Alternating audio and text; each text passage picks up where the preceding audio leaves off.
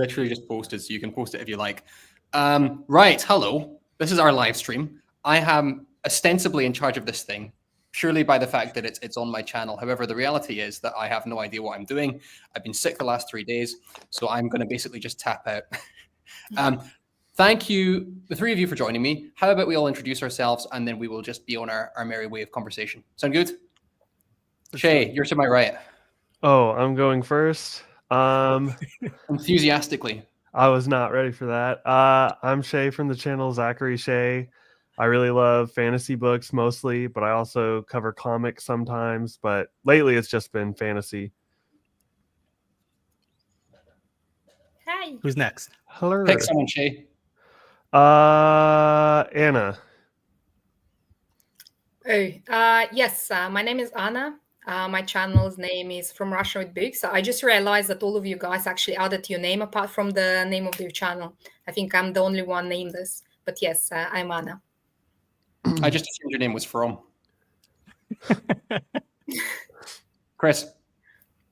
I am Chris from the first chapter. I am a beginner reader. I just started reading in February at the ripe old age of 38 years old. So I'm the new guy here. 38. Sorry. Yeah. I did not expect that. Shocker. Do I not look 38? No, you don't. No, I would have no, thought you like don't. 32. That's why it's a shocker. Everyone's like, Wait, am I the youngest in this chat? I'm 17. No, you're not. Lies. You look it, but no, you're not. It's that thing, isn't it? Where there's that thing kind of with BookTube in general, where the people you meet are generally just sort of like, we haven't ever shaken hands, and like I'd call you all friends, but we've never like been in the same room as each other. So there's still that little bit of a what's the word, like distance, or I mean, by dint of it being on screens. But I was really keen to have all three of you on. I want to talk to Chris first of all, because he's my favorite. Oh, thanks. favorite child. But Chris, you just picked a favorite child live on the internet. Yes. I hope you know that. I'm so curious. I hope you don't mind. I've got one question for you, and then I've got nothing for like anyone hereafter. But I'm so curious about your channel and the fact that you've decided to start reading in adult life at the age that you are, and you're sort of blogging this thing on the internet. I don't know if you've encountered anyone who's done anything similar. And so I know we want to talk about our BookTube journeys, and that's something we're all going to be talking about. But for you, it's almost a unique journey because you're doing it for the first time as you're doing BookTube for the first time. Would that be fair? Like, how's that going for you? Yeah, it's actually been pretty rough because I started the channel because I wanted something to hold me accountable. I knew that I wanted to start reading. And so just like any hobby, when you want to start doing something, you go on the internet and look it up and look up all the things about it. And so I decided to look up books and book things on YouTube just to see. And I found this whole community. And so I decided to make the channel to hold myself accountable. So like I had to read the book so I could make the video to upload the video to my channel. And so that's kind of been keeping me accountable in my reading journey, because my very first video, I even said, I don't know if I even like reading yet. And so like, I might make this one video, read this book, and then never do it again.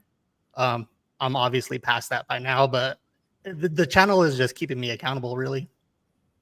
We've done the same thing, me and you, because when we first started, we were shamelessly flogging our stuff on that Reddit BookTube subreddit. I still do. Yes, I do. I do. Every video I upload, it's on that Reddit channel. So if you're not aware, guys, there's a subreddit. I think it's called r/BookTube, and it's basically people just posting their videos into the void because no one clicks on anyone's videos there. Everyone just posts their video and walks away. So it's pretty disheartening in some ways. But yeah, you said there's did you say it wasn't going well? Sorry to interrupt you, but you said it wasn't going well. Did I hear you correctly there?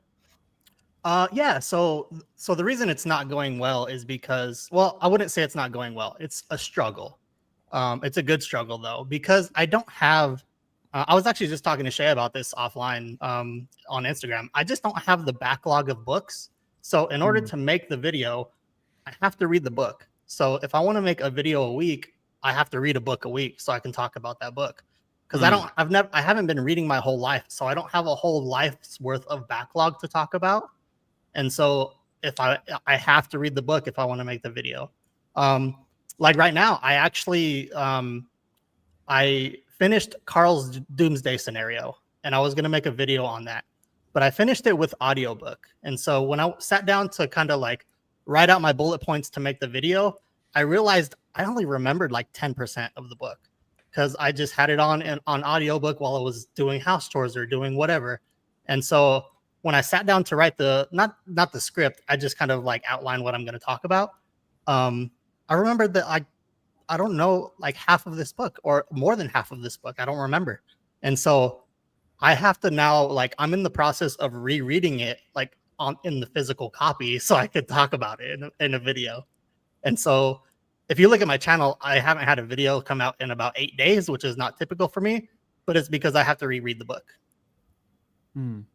Anna's pointing to herself. Yeah, my gap is even longer, but I think it's just because of my general busyness at the moment. I was complaining about it to guys.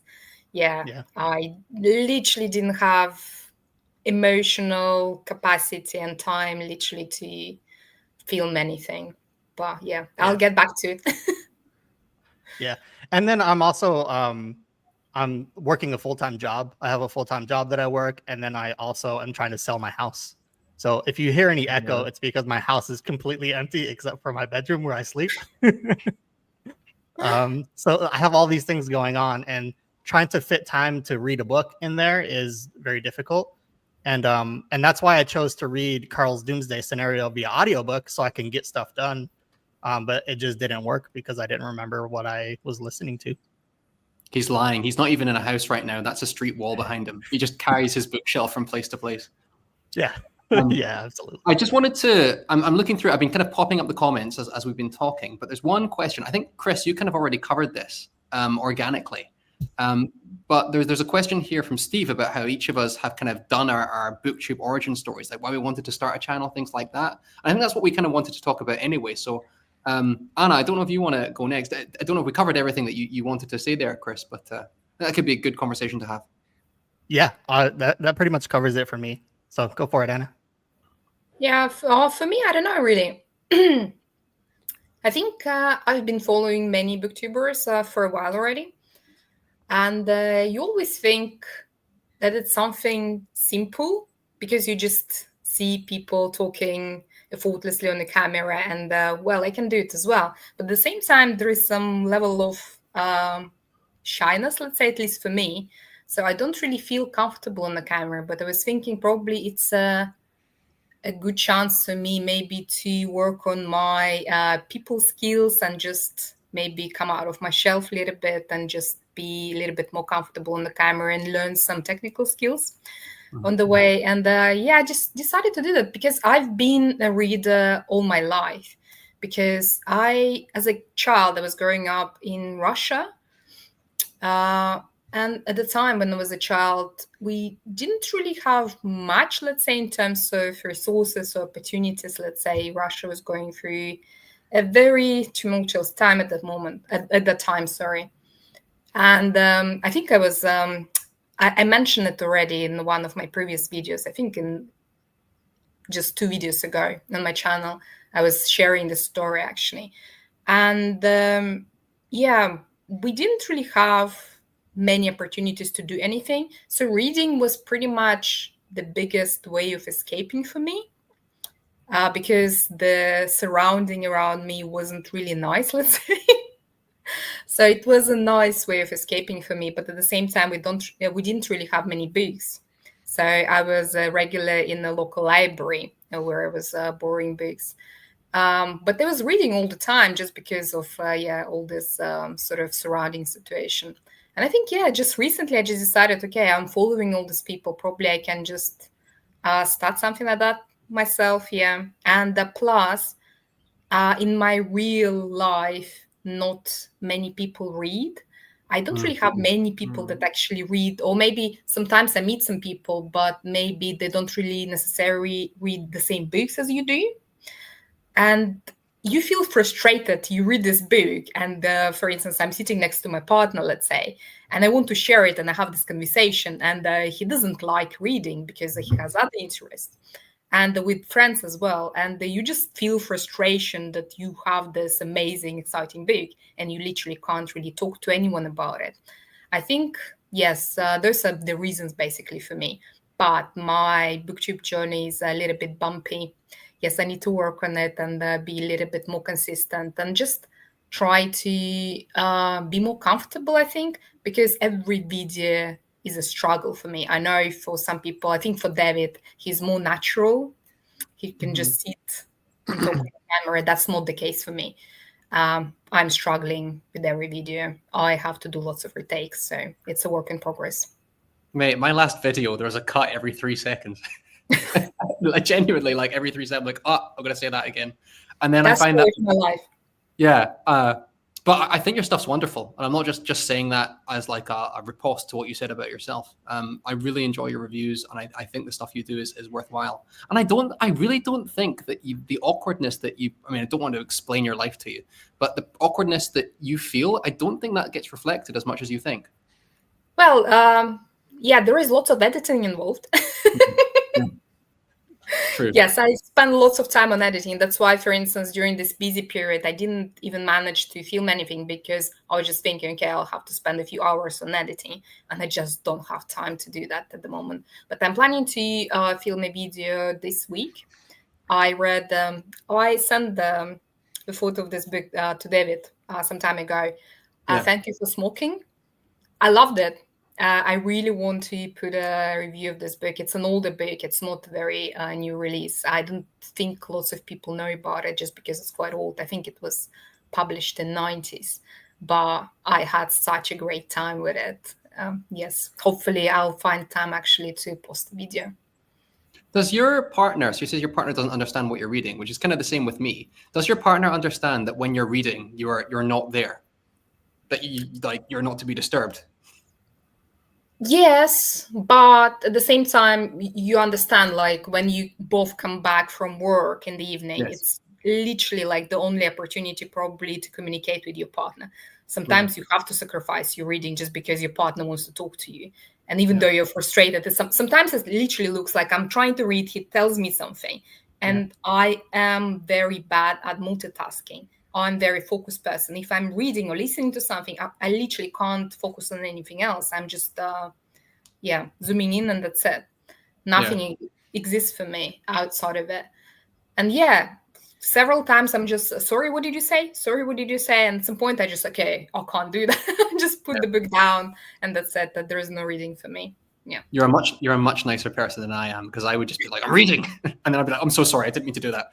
Well, I think I love modern books. Even though I love my books, they're precious. But I'm like, well, I love Himono. Yeah. Can I do the next one, Shaye? Just because mine is basically copy and paste from Anna's, which is that I had no one to talk about books with. I mean, Anna, we've spoken about this in that video we made a couple months ago. No one to talk about books with. Love our partners dearly, to the ends of the earth. But wanting to get involved in that conversation. And the word I always use to describe my channel is raggedy, because like it's a different kind of style or type every week. There's no consistency to it. There's no consistency to the uploads. I'm trying to pare it back. I think I'm posting too much, like in a way that's not sustainable. But the one thing I really do love the most, and I think this comes out, is just the conversations, like chatting to people, and kind of, it's also really cool interacting with people like yourselves, and then people who I've been watching for sometimes a couple of years, and having those wonderful conversations. So Derry's in the chat. Hi, Derry. And I had a wonderful conversation with Derry and Ben from Books with Genghis Khan about Dungeon Crawler Carl, and that was one of the highlights of that month, as it were, because first of all, I got to meet Derry, who has now become a strong booktube mate, and has been advising me through all things Robin Hobb. But also it was really cool to meet Ben as well, and that sense of community is something I was really, really lacking, I think, regarding my reading. It was definitely just finish a book, put it on a shelf, and that always felt kind of strange to me. That emotional catharsis that you go through when you finish a book, you have all these feelings, and then you just have to sort of dump it. So, I mean, that's why I joined, but it's basically just exactly what Anna was saying, which is why I thought I'd jump in there. But Shaye, what about yourself? Mainly just to get rich. No, I'm kidding. Probably the same as both of yourselves. I remember, like, my sister and my girlfriend are the two people I communicate with the most, and like my best friend who lives in Florida. But like all three of them, I've been constantly trying to get them to read. And my girlfriend actually just started Sun Eater, but she's not a big reader, so it's taking her a little bit longer to get into it. But she basically saw like the Kingdoms of Death, like the Cielson cover, and was like, "Oh, I want to get that." But circle back, the main reason I did it was, I guess, I mean, it's already been given twice, but to get connections, like just to talk about books. I feel like I'm very prone to like Chris and David both know this. I'll just send massively long voice messages about something booktube related or bookish, and I really didn't have that outlet prior to this. And so making those communications, actually, a little self plug here. Me and David did a interview with Von Roycroft, and prior to that, he DM'd me and he told me like the main reason he wrote is to make connections, and he told me some personal anecdotes that went into yeah. What's up, Sam? Great to hear from you. Sam's another good friend of mine from the booktube space, another great connection I've made. Super awesome dude. What was I saying? Anyway, yeah, just to make connections. That's been the main goal. And also, Anna, I am the same exact way in terms of like having camera anxiety. Like I don't stutter in my daily life, but unless I get extremely anxious. But when I go to like video myself, I stutter constantly, and that's why it is so heavily like cut. But it is what it is. I don't know if you guys Slowly saw, getting but over I it. posted a post on my YouTube page showing my editing because I was getting comments like, "How are you able to like talk so smoothly?" And I'm like, so I just show people how many edits that I do per video, and it's like hundreds. Oh, I cut mine like is every cut scene. up, chopping board, like boom, boom, boom. Yeah. I actually found Chris. I found your channel, and the first video I watched on your channel, I think you were discussing your difficulties in reading and your beginning of your reading journey, and you were discussing your reading speed. Well, I think that was my first comment, I think, on your channel on that video, because I did a reading speed test after that. You're much better than me. No worries. I think you are doing great. Thank you. I appreciate that. And I saw one of your videos too where you talked about your reading speed and how you're like a little bit of a slower reader. And I think Not I little wish bit. I was. I'm terrible. I'm not going to ask you to say what number you are. I was in like the 250s per minute. No, I don't know if that's I'm good. not ashamed. I can tell you, like, please, another shocker of this video. My reading speed is between, let's say, 160 and 180, which is considered very, very slow. But the problem for me, obviously, if I read in Russian, it's much higher. But in English, because it's my second language, it just doesn't come natural to me. So I read much, much slower in English. And the way I'd be curious read to so see many what your books- reading speed is in Russian because We just I had don't that even have a question. second language. No, in Russian, my reading speed is fine. I'm reading just fine in Russian, but in English, it's much, much slower. But I don't really find it as an impediment to my reading, to be honest. It's fine. It's just I know I'm aware of the fact that my reading speed in English is just very, very slow. But at the same time, I think the amount of time I spend on reading just compensates it. So generally, I manage to read quite lots of books, but just because I spend lots of time reading. That's it. But you know, Because BookTube has such an issue that everyone talks about with the speed at which you need to finish books in order to kind of have your monthly wrap-ups and things like that. Yeah. And it's what Chris was saying at the start, wasn't it? Where you feel the pressure to finish a book to get the video out. So I think going slow is what's the word? Countercultural in the best sort of way, because it delegitimizes that. I was actually thinking to put a video about it, just because there's, as David says, that there is such a shame associated with slow reading. Yeah. I just want to probably talk to people about it, and like probably it's a public embarrassment. Okay, the secret is out here already. So you people watching this video will know that I'm a very, very slow reader.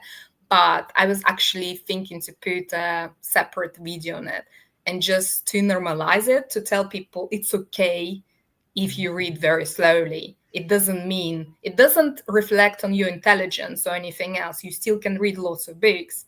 It just doesn't mean anything. You should be comfortable about it and not be ashamed of it. Because yes, I'm very, very slow reader. I think Joanna and Thomas, Joanna especially, kind of destigmatizes that whole like need to read quickly. They have quite a few videos on that, and that kind of helped me out whenever I felt like I wasn't making a lot of traction in my reading journey, is hearing similar, thoughts on that. Do you find that your reading has lessened now that you have a channel? I mean, Chris, I don't know if this would apply to you, but I find that I'm reading a lot less per month since I started my channel. Yeah. No, I went from 0 to 100. Yeah. Just wanted to point out this comment from earlier. I'm going to go on and go down all the comments to make sure I'm not missing anything. But there's a suggestion for you, Chris, here, that there's some short stories and novellas if you want to make a video, but you don't have time to read a 500-page epic. I would agree with that. There's lots of great, like Stephen King has some fabulous short stories, and there's a really, really famous booktube. I don't know if you'd call it a booktube channel, but Quinn's Ideas. Have you heard of Quinn's Ideas? No. The irony of Quinn's ideas is that none of them are his ideas, because he just basically takes, I'm sure he'd forgive me for saying that. Basically all he does is he takes the plots of these really amazing, clever stories and gives you the summary and the overview of them in a really dramatic, stylized way. But he often does lots and lots of short stories and things like that. And some of his best videos are these summaries of, I think he did one on The Jaunt by Stephen King. So that could be one thing to maybe consider if you're looking to produce videos while not force your reading, if that makes sense. Yeah, I need some kind of way to build a backlog of videos. That way I don't have to like rush through a book to be able to talk about it at the end of the week. That's the main struggle that I've had so far is just getting through the content. And there is this stigma about being able to read fast. You see people uploading their like monthly recaps, and they read 8 or 9 books in the month, and it's like some of those books are really like thick books. How are you getting through all of that? Like, do you have a day job, or like are you just monthly? It's okay. Some people I follow, like for instance, I'm not sure if you follow his channel, because I follow lots of different channels, not necessarily fantasy, but I follow one booktuber, Criminoli, and he reads basically horror, thriller, crime, pulp books. He reads like 8 books a week. Yeah, that's He terrifies me. My brother, the day the final Harry Potter novel came out, literally sat there for 4 hours and went. How? Well, this is the thing. Like, I don't want to shame anyone, because I know there are people who can genuinely take the story in like that. But I watched my brother just chew through 700 pages in about 6 hours, and I'm like, but can you remember anything out of it? He says he can, and who am I to judge him? But there's something that seems odd about it from my perspective. But maybe I'm wrong. Yeah, not to judge anybody, but I would love to see some comprehension tests taken after those books to see if they've actually like retained the information. If you read like 5-10 books a week, let's say between 5 and 10, and how many books you can actually read a year, do you actually remember anything from these stories? Maybe some people can. I know for sure for myself, I wouldn't be able to remember probably 90% out of it. Do you know, it's not just that for me. It's like the emotional resonance of the thing. So I read Lonesome Dove, which is a fabulous Western. I don't read many Westerns. Maybe they're all fabulous, but Lonesome Dove was this incredible journey that I read over kind of the Christmas time. And it took me about 8-9 days to read, because it was the holiday and I'm teaching. So, I had lots of free time, and I finished it, and I immediately moved on the following night to Wind and Truth by Brandon Sanderson, which is a terrible book, Shaye, by the way. No, it's not. But don't show that filth to me. Anyway, so I think, but listen, Wind and Truth could have been the best book ever, but I did myself a disservice because I didn't let that book sit. I just went on to the next project, and it's such. That was your mistake. You read Wind and Truth by Brandon Sanderson. Listen, I wanted to love it. I thought I loved it, and then I said this to Shaye recently. I just don't like it. You know what, Sanderson? This is a complete tangent. Sanderson made a post on his Reddit addressing all the criticisms, and I love that man, and I love how he's like addresses what went on, and he acknowledges that what he could have done better and what he thinks will stand at the time. But yeah, tangent. I wish I'd spent more time just finishing Lonesome Dove and then just going for walks and maybe revisiting some scenes, because when you have a book that is a treasure, as I would say Lonesome Dove is, you do yourself a disservice by immediately just moving on to the next thing. Yeah, and I Sam Weiss just made a good point of like book reviews don't do very well anyways, even on BookTube, which is crazy. But being able to create other content, like find other unique video ideas, I think that's why Thomas does so well, is because he has all these unique video ideas. Like he's been reading Assassin's Apprentice for like a month, and he has like 100 pages read, but he still is able to make content about it, even though he hasn't gotten very far into the book because he's taking his time with it. And I envy that a little bit because I don't have those great video ideas other than here's a book that I read and now I'm going to talk about it. I am going to make one video, and it's going to be a controversial one because I want to talk about how audiobooks are not real reading. I've proven that point with Dungeon Crawler Carl. I just talked about it. It's not reading. So I'm going to make that video, and people are going to hate me for it, but it's okay. Well, give us your reasoning, the spark notes. The reason is because you can't, I guess it depends on the person you are. I can't retain the information unless I'm doing nothing but sitting there listening. And if I'm doing that, I might as well just sit there, read the book. I think it's a matter of practice. The more you listen, the better you sort of retain the information, I think. But it's like, it's just a habit, I think. I think the problem is it turns into background noise for me. So I throw in some headphones and I start doing other things, washing dishes, doing laundry, folding laundry, etc. And it just turns into this white background noise. And then I'm 4 chapters have passed and I'm like, okay, what just happened? I have no idea. There's no recollection of those chapters. And so I either have to rewind and listen intently, or I have to just sit down and read the actual book. And I've heard you say that's what you did for Empire of Silence, that last quarter. Which is the good quarter. Right. Well, the rest of the book wasn't the good quarter. And so that's why I had to do that. He's disagree with us here. He's got to get his book down from the shelf too. Yeah, I love Empire of Silence. Empire of Silence, didn't you? Huh? Anna just bought it with crazy UK shipping as well. Oh my God, yes. It was very expensive. The funny thing is I actually bought Howling Dark still, so I liked it enough to buy Howling Dark. Woo! 2. So one thing audio is good for, though, is immersion reading. Immersion reading helps me immensely, where like I'm listening to the audiobook and reading the physical book at the same time. Being a new reader, I have problems with like pacing and like the cadence of the words and whatnot. And so sometimes like I'll get lost a little bit in that. And so being able to listen to the audiobook while I'm reading the physical book, I can read the physical book and retain the information. And then the audiobook keeps me on pace and keeps that cadence going in my head. And so that's really helpful for me. So if I'm struggling through a book, I like to throw in the audiobook. And so it kind of helps me along a little bit. But are you arguing that audiobooks do not count as reading, or audiobooks do not count as reading for you?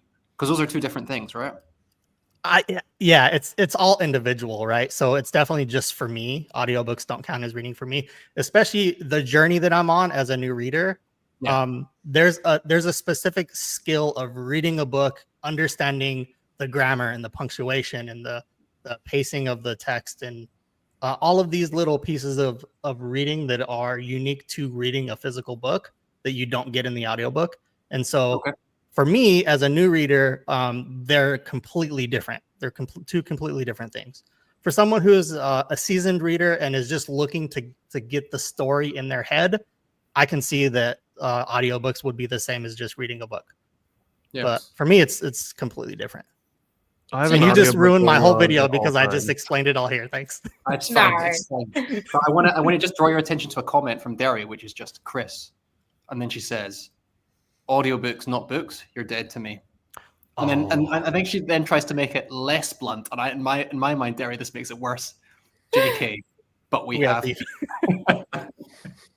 Listen, I think I explained myself well enough for you guys to understand why I have that take that I have.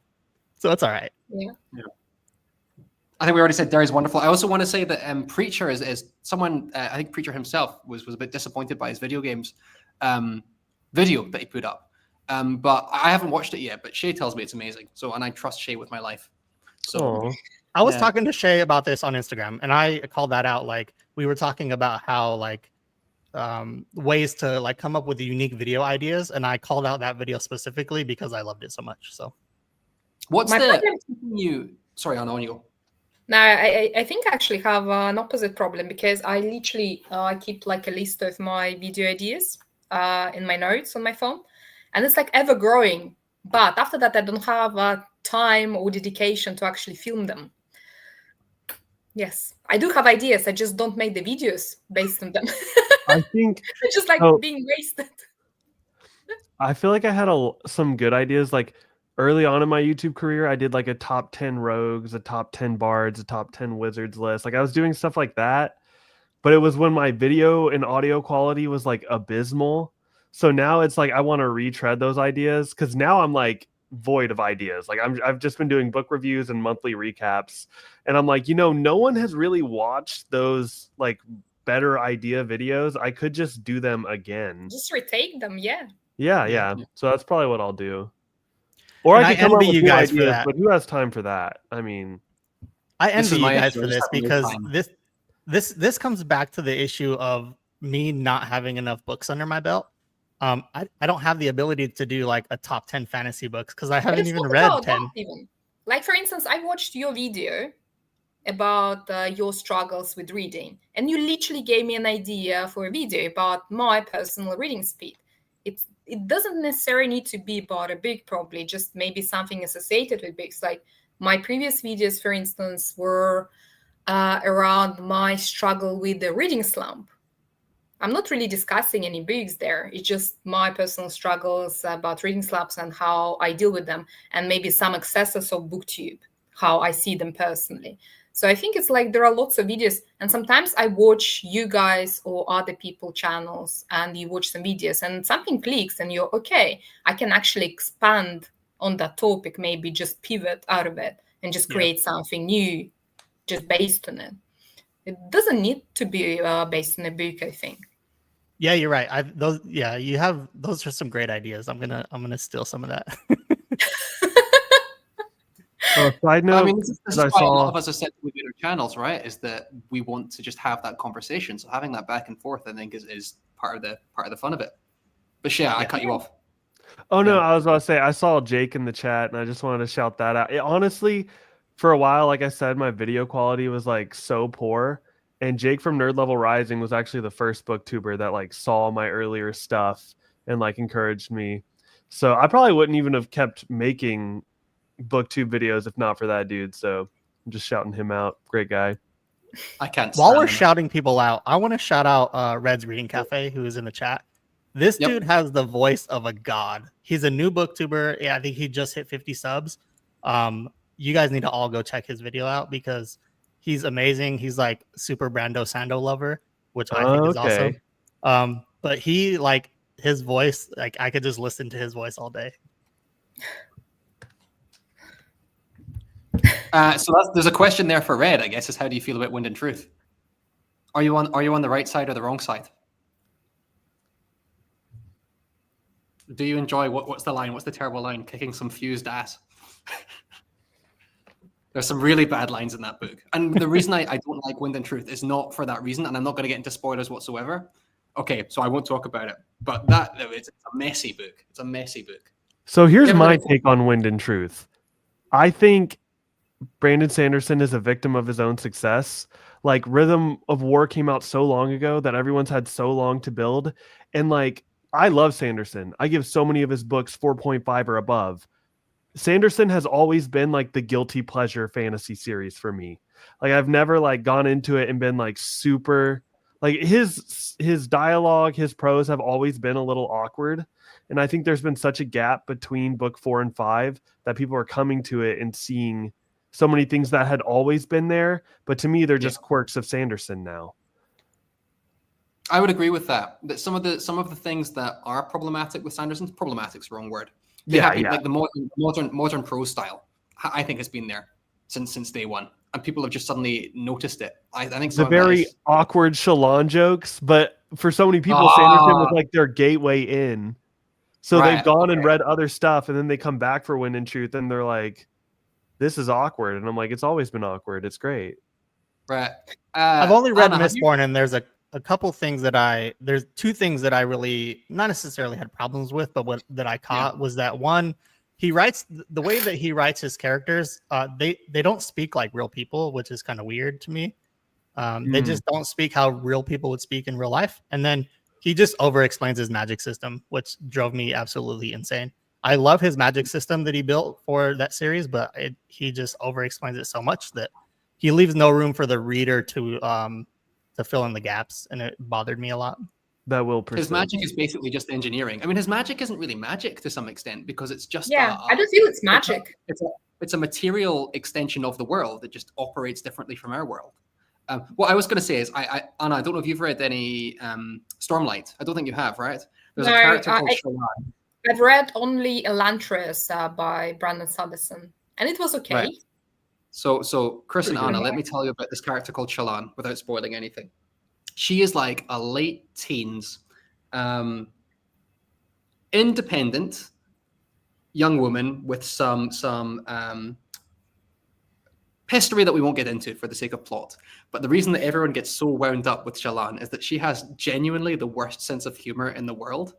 And every time she tells a joke, all the characters around her go, haha, Shallan and your japes. And they're genuinely the worst jokes you've ever heard. So, I don't know, I've got a door in front of me. Someone will say to Shallan, can you go through the door and get me a glass? And she'll be like, can I go through the door of my own misery? Ha ha ha. And then everyone will go, oh, good one, Shallan. And you're like, what are you doing, Brandon? Like, what are you doing? It's the weirdest thing ever that everyone congratulates this woman on her wit. And she is the least funny character in fiction. No, there was one in Wind and Truth, not to get into spoilers, where she said her name was Parallel, and she said, yeah, my name has a pair of L's in it, where I had to set it down. I had to set it down. That's like a really good dad joke. I would applaud that. I was like, I've accepted so much of what you've said. And it was like during the middle of like a very like dramatic scene. So I was like, I need to let this sit for a minute before I even continue reading. Because I was just like, stuff like, can't wait to see people complain about his sense of humor, generally. You're not the first person, David, that complaining about his sense of humor. But sometimes it is genuinely funny. I do think Sanderson does have a funny bone, but it's not like Hoyd. Hoyd is hilarious. Yeah. Very I still witty. need to read his books. I'll let you know when I think what I think about it. How old is Shallan supposed to be? Because it sounds like snarky teenager stuff. Yeah, like 18, I think. 17. She's like 19, 20, I think. She might be 18. She's a grown woman. She's a grown woman. That's like something my 16-year-old cousin would say just to be snarky. So it's stuff like, there was another one, and maybe I'm misremembering, but something like, can't wait to see you back. And she goes, wouldn't you rather see my face? And everyone goes, oh, Shallan, another banger from Shallan. And you're just like, this is deplorable. Her books are dumb puns. Yep. There's his Reckoner series, Sanderson as well. There's a character, the main character is just, he's a pun machine. And this is like a really dark, gritty world, and the character just can't stop punning. I'm going to go through some of the comments while you guys continue. Wind and Truth is just obscenely long, and I'm a little tired of the 1,400-page doorstopper. True. Samwise, this confuses me, because I thought Gene Wolfe was above a pun. I've not read any Gene Wolfe, but I thought his literary style sort of transcended the pun. Yeah, and then lots of people are fighting about Shallan in the chat. One question I had for you guys is, we're talking about kind of booktuber struggles and things like that. And we're talking about the things that we enjoy doing and coming up with video ideas. What's the worst part of the booktube process for you guys? For me, it's actually, filming a video and putting it all together. Just because for me, it's every video is literally a struggle. I feel so awkward. I think it's just the process of sitting in front of the camera and trying to pretend that you're talking to someone, but you're just aware of you being alone in the room and being this crazy person trying to talk to an inanimate object. I don't know. It's just so weird for me, to be honest. I can't get over this feeling. That's why it takes me lots of takes to actually film a video, and after that, I do heavy editing. Yeah. What about you, Shaye? For me, I mean, there's a little bit of the anxiety in front of the camera. feel like I've gotten better with that, but I think the hardest part is time management, because basically like my booktube channel has led to me having other book related projects. Like I'm working on an audiobook for an author I really like. I don't want to say what the book is, but that is like a whole new skill set I've had to acquire. And that on top of trying to post weekly and reading, it's really a time management thing, because it's not even like finding the time to be productive. It's taking your productive time and segmenting it into all your different, like irons you have in the fire. So it's like, and then, if I am consistent on YouTube and I am consistent with working on that audiobook, my reading, I've read like 10 pages that, like that day. Whereas used to, when I was not on BookTube and I was not doing these other projects, it was like 100 pages a day, because I would just sit down and read for hours and hours and hours. Yeah. What about you, Chris? I think it's the same for me, the time management piece, because I have so much going on in my everyday life that finding time to sit down and read is a struggle. And finding time to sit down and record and edit a video is even more of a struggle. But I do enjoy the whole process. I don't think, like, if I had enough time, I don't think there's a piece of the process that I wouldn't enjoy. I've done photography and like graphic design and that kind of stuff in my personal life for a long time. So I really enjoy that. And then in my professional life, I deal a lot with like analytics and talking to people and doing meetings and that kind of stuff. So doing this kind of stuff is natural for me day to day. So the whole process, I really enjoy. Video editing, it's all great. It's just finding time to do it all. It's a real struggle. And then also on top of it, there's this piece that I don't think we talk about enough, but finding time to support everybody else. Like the video the stream that we're doing now, I watch like hours and hours and hours of other people's content every day. So even if it's just like on in the background, like I'll throw a live stream on in the background while I'm doing chores or something. So I'm always listening to everybody else as well as trying to find the time to do my own content. So I have a guilty admission. I have every single person here. I have watched your videos at 2 times speed before, because I just didn't have that many hours that day. I'm not saying I do that routinely. You are slating me for doing audiobooks at 1.5. Well, that's a performance. You can't rush the performance. But my videos are a performance, Shaye. What does You're missing the art. It's not like I'm skipping through it to see what your main talking points are. I'm just like, let me speed them up a little bit, and I just hold my finger on that 2 times speed, and I get 2 times speed is how I do most stuff, to be honest. Yeah. You have to. There's not enough time in the day to get through everything if you don't. But I think this is a really good point, is that you do, as a booktuber with a network of friends. I want to be careful how I say this, because I do not want to say that anyone's videos feel like homework to me. It's kind of, I want to say the opposite, where I want to watch my friends' videos and enjoy them properly. So I always try to, certainly with you guys, I will watch them, but I might not watch them right away. I'll make sure I have time to sit down and do that. But when you get to being a booktuber and your circle of friends expands, it's genuinely not feasible to watch it all. And I don't think, but no one expects you to watch it all. Do you know what I mean? No one expects you to sit down with a spreadsheet checklist of everyone's videos that's been posted that week and get through it. But personally, you do feel that obligation, because you're like, these people have been so kind to me, and these people have been so supportive of me, and these people I've been talking to and they're friends. You feel like you have to watch it or immediately, or that makes you worse in some way. So you're kind of obligated to yourself to watch them because they're supporting you, so you kind of have to support them. Yeah. But at the same time, you just want to understand probably what your friends are reading, what they're doing, so you can have actually meaningful conversations with them as well. So I think it's like you do definitely feel an obligation, and I feel it, even though like recently, I think in the last week, I wasn't really watching anything. I'm really sorry.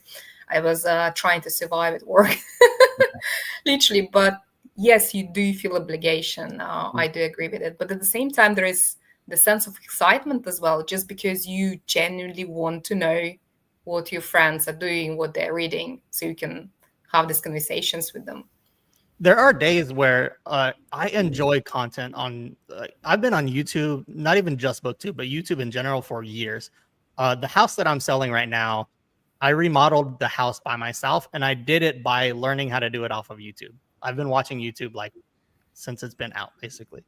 And so I love consuming content on YouTube, especially on BookTube, where I'm a part of the community. So I find myself, there's days where I'll just sit there and I know that I should be reading this book because I have to make a video about it and on the weekend.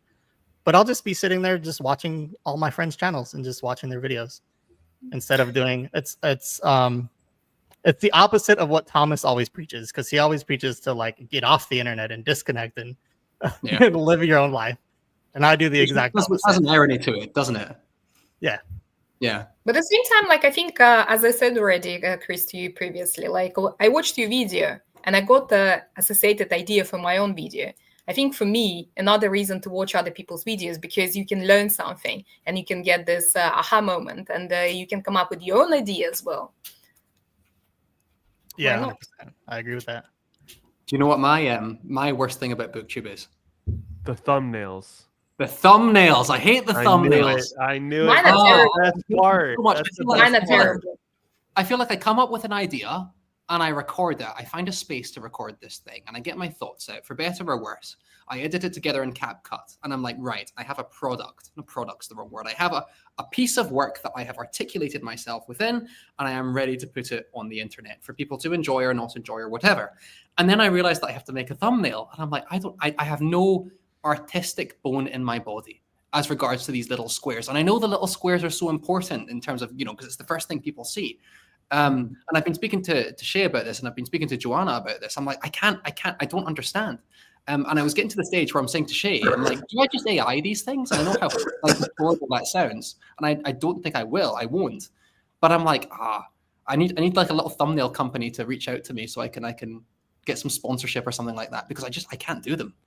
But you can literally order them. I think there are people that do them. What's the name of the website? I don't remember. I think it's Fiverr. Yeah, Fiverr is the one. Yeah, you can literally do them for like, I don't know, $5 or something like that. Yes, you can actually delegate it. It's a slippery slope, though, isn't it?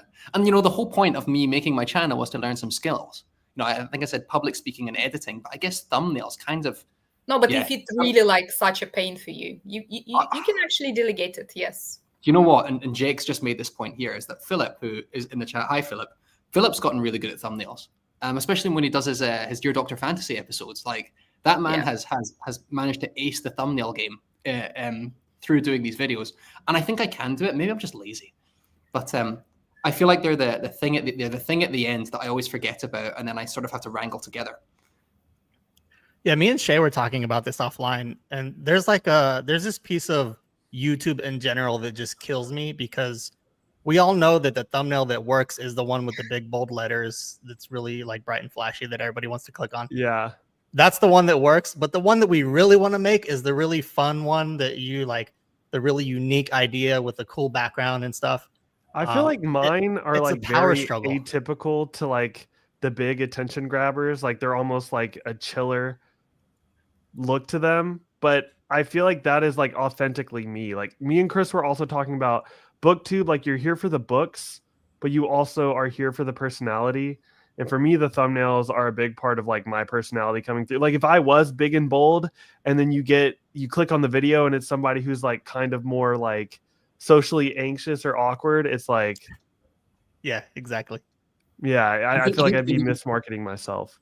I think you're right. I feel like the thumbnails have to be an honest articulation of what your video is going to be. Yeah. Sorry, preacher. Yeah.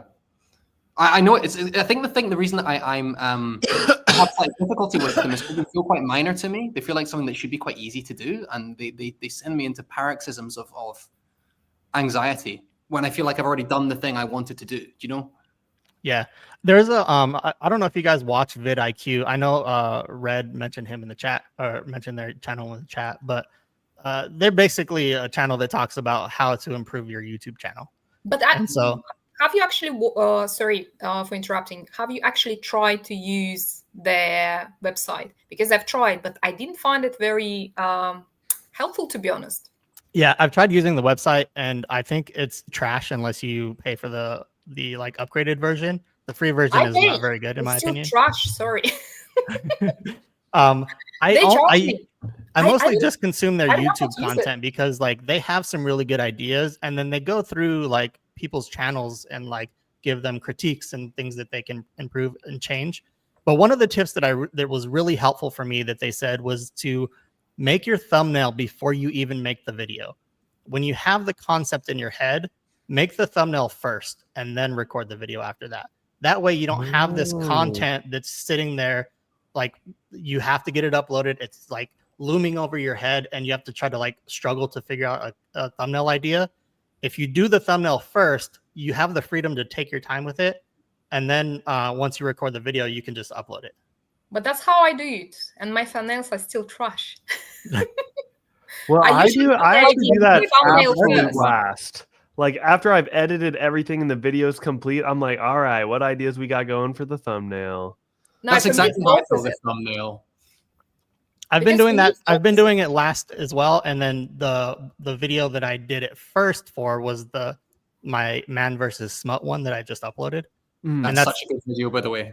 And that's the best video on my channel already. So we're actually talking about that, how tragic that is because you don't have that backlog and that's your most successful one.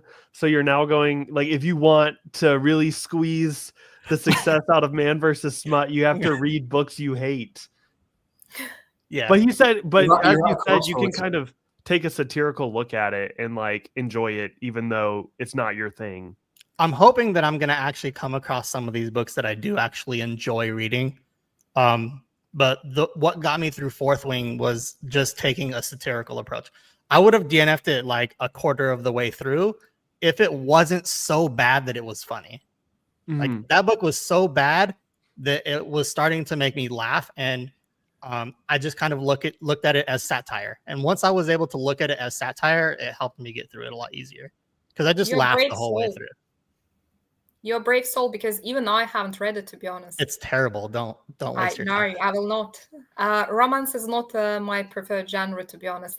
I keep trying from time to time. For instance, I recently went to a holiday trip to Chile, and I filmed a few reading logs, which I still need to work on and actually upload on the channel.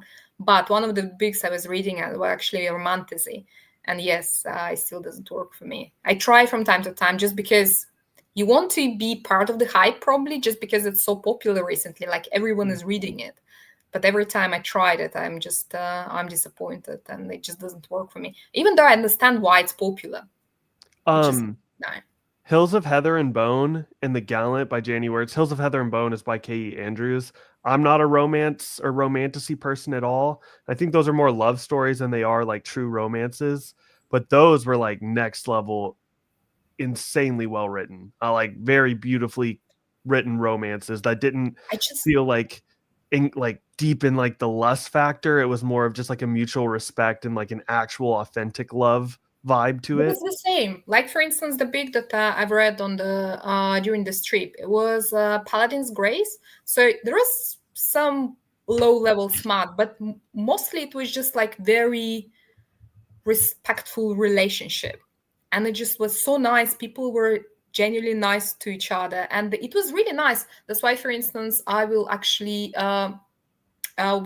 if you decide to watch this video when I actually upload it, I'm actually saying that, yes, it's a good example of the genre because I feel it's probably less toxic than some other books in the genre, just because sometimes I think relationship portrayed in them is not very healthy, in my personal opinion. But it's not even this thing for me, to be honest, about the genre. Even though it's a good example of the genre, I personally don't enjoy to read about relationship, because when you start reading a book, when you know that it's a romance book, you already know that they will end up together. There is no mystery there. You know that they'll be together. There will be some artificial drama created in the middle of the story just to keep it a little bit prolonged and engage readers emotionally. But usually I don't like this sort of things. I like just normal, boring relationship.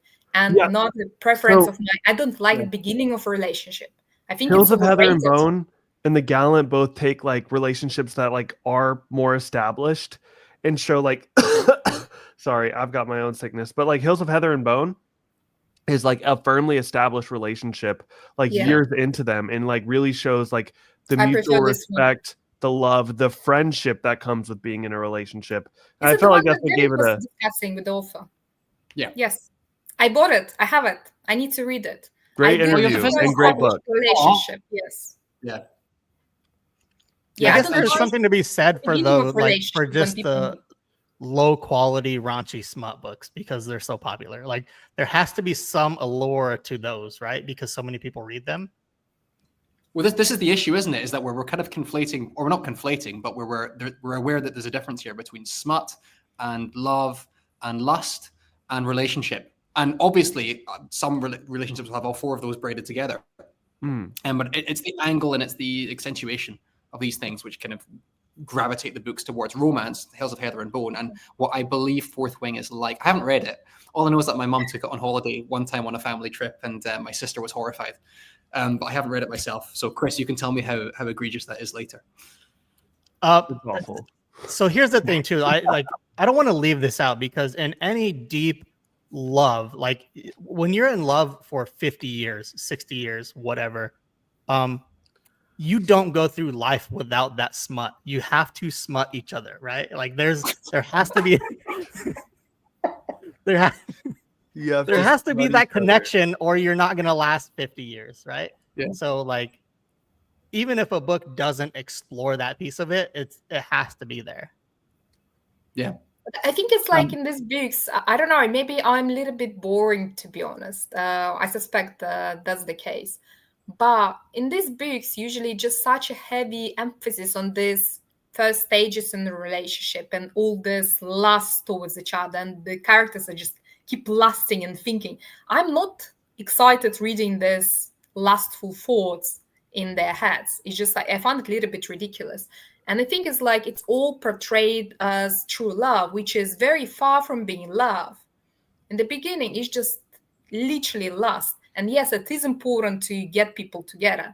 But I think in general, in a relationship, it can't be the basis of it. I think it's just generally overrated. Because if you're with someone for 5, 10, 50 years, it's not about that. It's about respect, support, and just something bigger than that, friendship. You have to be friends with your partner. Lust is important, maybe, I don't know, in the first few months. Maybe I'm just very boring, but that's why I don't really appreciate this very, very heavy focus on this particular aspect of the relationship, because for me, it just feels, yes, it is dramatic, it's very exciting, and that's why people love to read about it, because the rest of the relationship, because normal relationship is boring.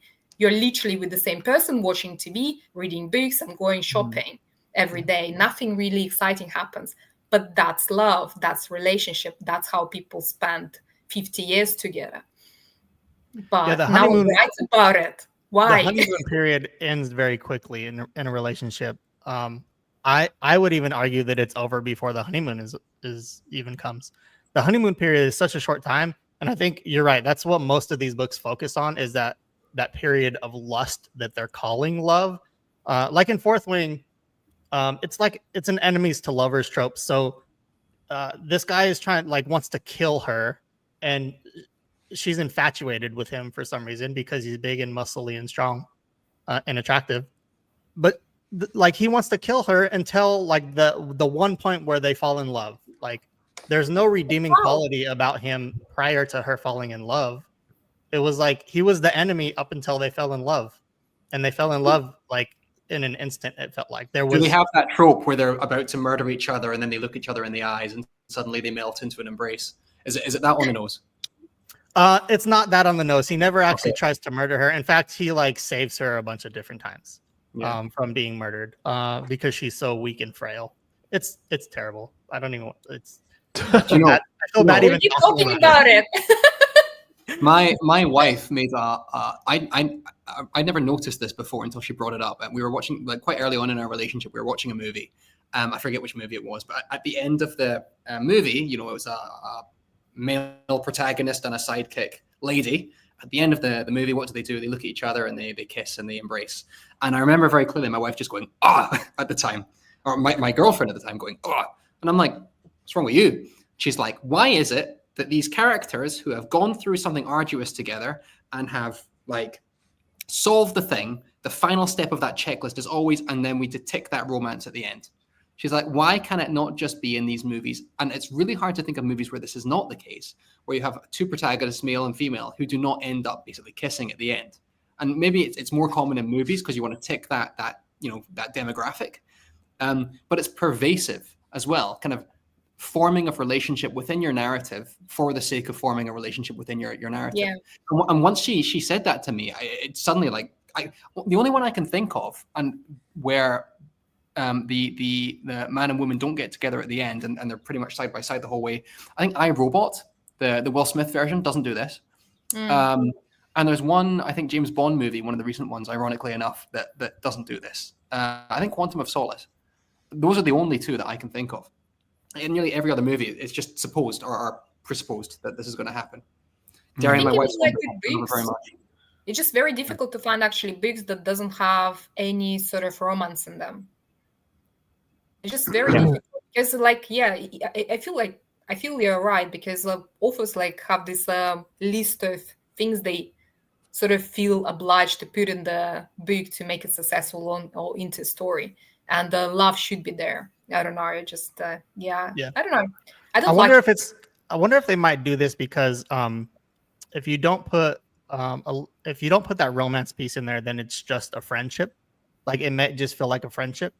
But what's wrong with friendship? There's nothing wrong with friendship, but if you're trying to write a romance book and it just turns into a friendship book, I don't know. Maybe I think they're trying to hit a specific genre. Yeah.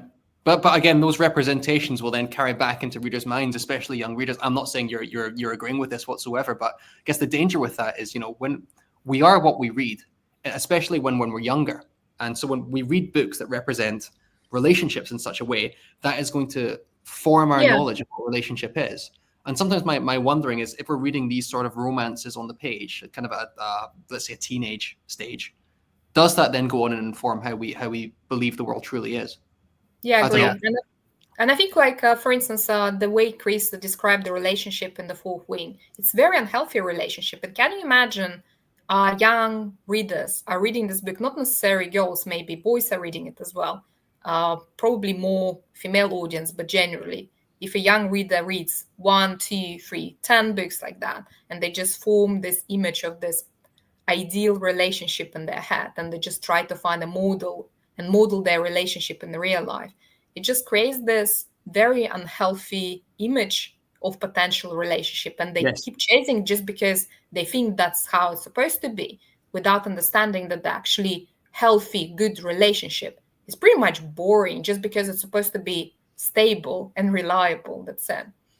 And I personally actually met people like that. For instance, women that are not teenagers anymore, but because they grew up, let's say, on Twilight or this sort of different stories. I literally heard one of the people I know saying that Edward Cullen from Twilight is the perfect man. I was speechless just because she already created this image of a perfect man who was pretty toxic in the movie. You definitely don't want to have a partner like that, but just because she grew up on it and she just idealized it. And I don't think it's healthy, to be honest. I see so many kids in the classroom, in the Middle East as well, a traditionally very conservative place, reading flipping Colleen Hoover. Ooh. And I'm like, what is going on? So when you see these books, you draft the email, but you're like, what is going on? But I think it goes back to that thing of representation. I think it's taken me getting a bit older to realize that we're mishandling that conversation, because we've all had this when we're younger, with movies or video games or whatever. We often say something to kids, or we're told by adults when we're kids, should you be watching that? Should you be playing that? Should you be reading that? And what they do when the adult is saying that is they're looking for two things, right? They're looking for sex and violence. And they're saying, does this product that the child is consuming have too much sex or violence? Which is totally a fair question to ask. Like, should your child be playing GTA? Probably not. But I think there's a more pernicious layer to it. And I think the more pernicious layer to it is this text putting forth representations that is going to change the way my child thinks about the world? And that's a much more difficult question to come to terms with, and it's a much more difficult thing to identify. But it comes back to like stuff like relationship. When you're watching and reading about the same kind of damaging relationships over and over again, you cannot help but have that influence the way that you see relationship, even when you're critically armed for it. Yeah, but at the same time, there is a question: can you actually control every media that your child consumes? Because, No. for instance, in my childhood, I was pretty much free to consume any sort of media I wanted. Yeah. My parents just didn't have a capacity to control what I'm reading or what I'm watching, because I was pretty much free until they were coming home after work. Mhm. So can't you actually can you actually control what your children are consuming? And again, you know like what? we've had this conversation with you about Yeah. Demonata, which we're immensely enjoying now. Yeah. I'm looking forward to Probably that. if you're like 12, 14 years old, you'll be excited to read this. But now, as an adult, I'm thinking, it's not for children. No, Yeah. it's It is written like for children, and bloody. it's bleak as well. Yes. Like without There's discussing like with you too no much hope. about that. But yeah, it's the idea of like one of the themes in the Demonata that I'll Sorry, skip on it very. very quickly is that I just want to point out that Derry has made two enemies Sorry. tonight. So Shaye, you're the only one. One of the themes of the Demonata, without touching on it, is the idea that sacrifice of life always has to be made. People always have to die, sometimes in Yeah. very large numbers, in order for success to happen. That is one of the themes of this series aimed at 12-year-olds. And you're like, what is Yeah. going on? But There I is totally no agree. hope literally there. Yeah. This is I think that's one of the Demonata? big things that I'm sorry, go ahead, Shaye.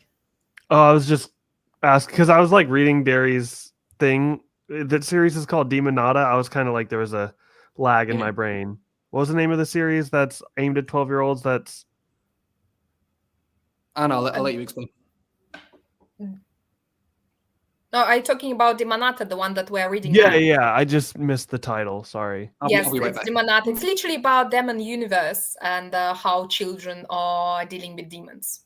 It is extremely brutal, and it's not even only about brutality, as David mentioned already. It's very, very bleak. You don't know who will die. Anyone can be dead, basically. No one is safe there, and it creates this feeling of just misery. There is no hope. It's so bleak and hopeless. You can read, like, for instance, one of the books we read, and it's literally you're following this main protagonist, and like lots of people die on the journey, but you feel like there should be some happy ending. And what do you think? The main protagonist just dies in the end of the book in a horrific way, and you're just wait. you're just No, I'm not. You're like, what just happened? It's just like it's so bleak. But what were you saying, Chris? Whenever I asked the name of the series, I think we simultaneously cut each other off by accident. Oh, we were on the topic of like, should young kids be consuming this content? And I think the downside of this whole, like, I think specifically like romantasy genre and going into this smut stuff is that a lot of it is aimed towards those young kids. Like Fourth Wing is written as a YA novel. It's not an adult novel. The whole thing is written as YA, except all of a sudden you hit that raunchy, nasty sex scene. And then it's like, this is no longer YA. Like it just turned it completely adult. And like the prose style is almost like Wattpad-y. I think you said in your Man versus Smut, you made that comparison where it's like the actual writing feels like it's meant for a younger audience. Yeah, and the way that Violet is written, Violet's the main character. She's written as like the book describes her as 20, but she doesn't act 20. She acts like 14 or 15. And then the love interest acts more like 23 or 24. So it like you get a vibe that it's really kind of creepy. And I think the problem with this is that the book is being targeted towards teenagers, right?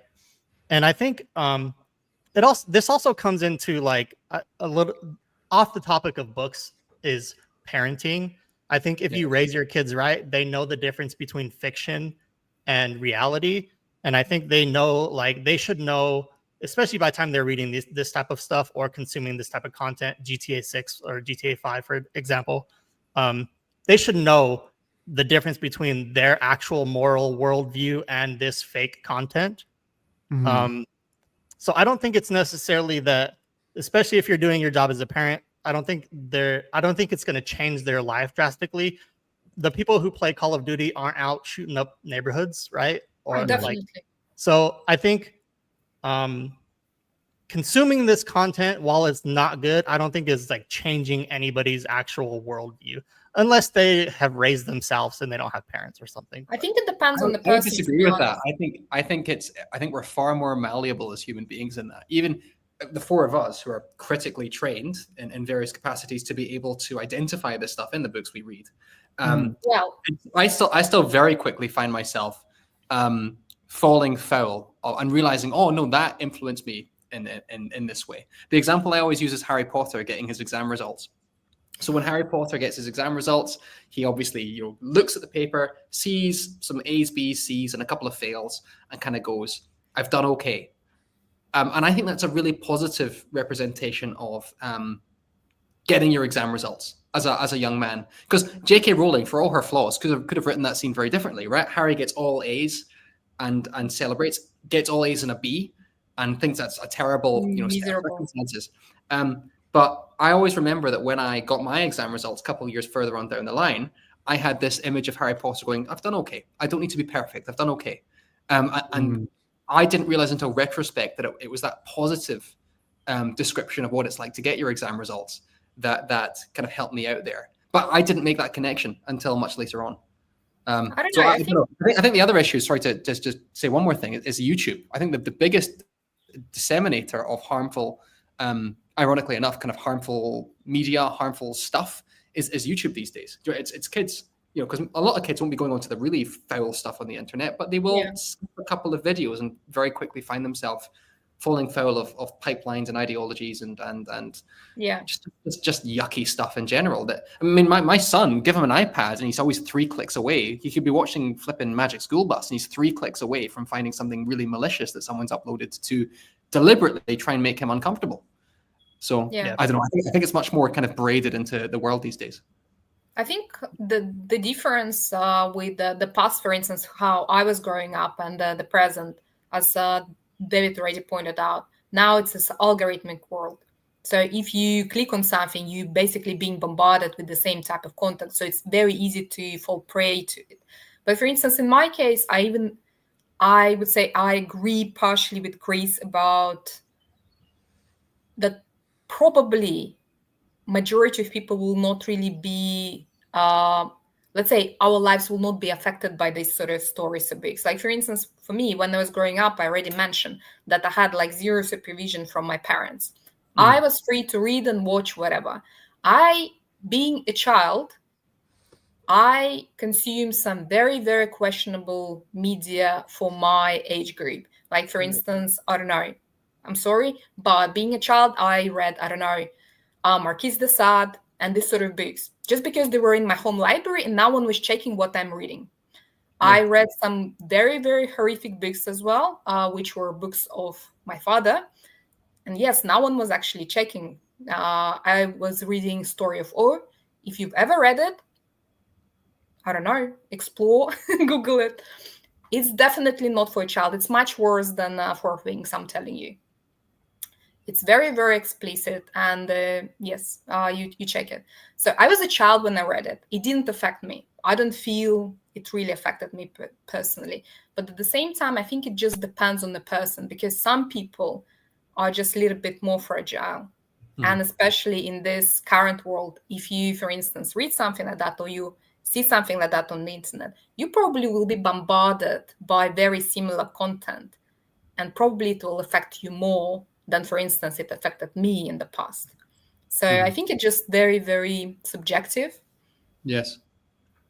Yeah, this is a very it's a very deep conversation, because there's so much that goes into it. Like Derek kind of just mentioned that, you have to strike a balance between shielding your children from this type of content, but also exposing them to it so they're ready to go into the real world. Yes. Because this stuff is out there.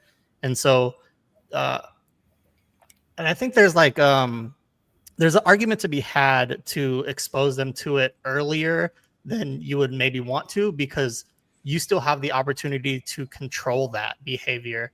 You still have the opportunity to teach them right from wrong and exposing them to it, being able to have those conversations with them rather than them just finding it themselves on the internet and running with it, or finding it through one of their friends' social groups. And because all of their friends like it, they probably have to like it too. And then they get influenced by those social groups. So I think there's a balance that has to be struck there where like, I was able to play these really violent video games and watch these violent movies at a very young age, but there was always a conversation that was had saying, hey, we're going to watch this, but I want you to know this is not real life. And they would kind of explain to me, obviously, you can't do these things in real life. This is just fiction. And so we're going to watch this movie. But if you have any feelings after this movie or any questions, I want you to come talk to me about it so we can have a conversation about it. And so there's a balance that has to be struck there. Like my mom used to let me drink at a very young age. And it's because she would rather me drink at home where it was safe than go get drunk at a party and maybe like end up in jail or do something stupid and get hurt. Right. And so they would expose these things to me while it was still within their control. And I think we should be doing that with our kids. But there is an argument as well. Will your child come to you and actually discuss this sort of things? Because I think when they reach a certain point, a certain age, children naturally stop seeing their parents as an authority, and probably you will not even know what they're doing, what they're reading, and what they're watching. So yes, there is this sort of factor as well. And it's much harder in today's age because like there's only so much control that you have over their content, right? Like David was just saying, they're 2 or 3 clicks away from finding something like brutally gruesome or sexual or something. I've heard. I mean, I don't have anything to back this up to hand, but I've heard that the universities, especially in the States, that tend to get the wildest on what's it called, the freshman, whatever, the first day. Do you know what's it called in the States? The first day of everyone being on campus. I don't know what they call it. The university, the first day when all the kids come on campus, the universities that often have the ambulances called because people have consumed too much, and need to go to hospital and all that kind of stuff.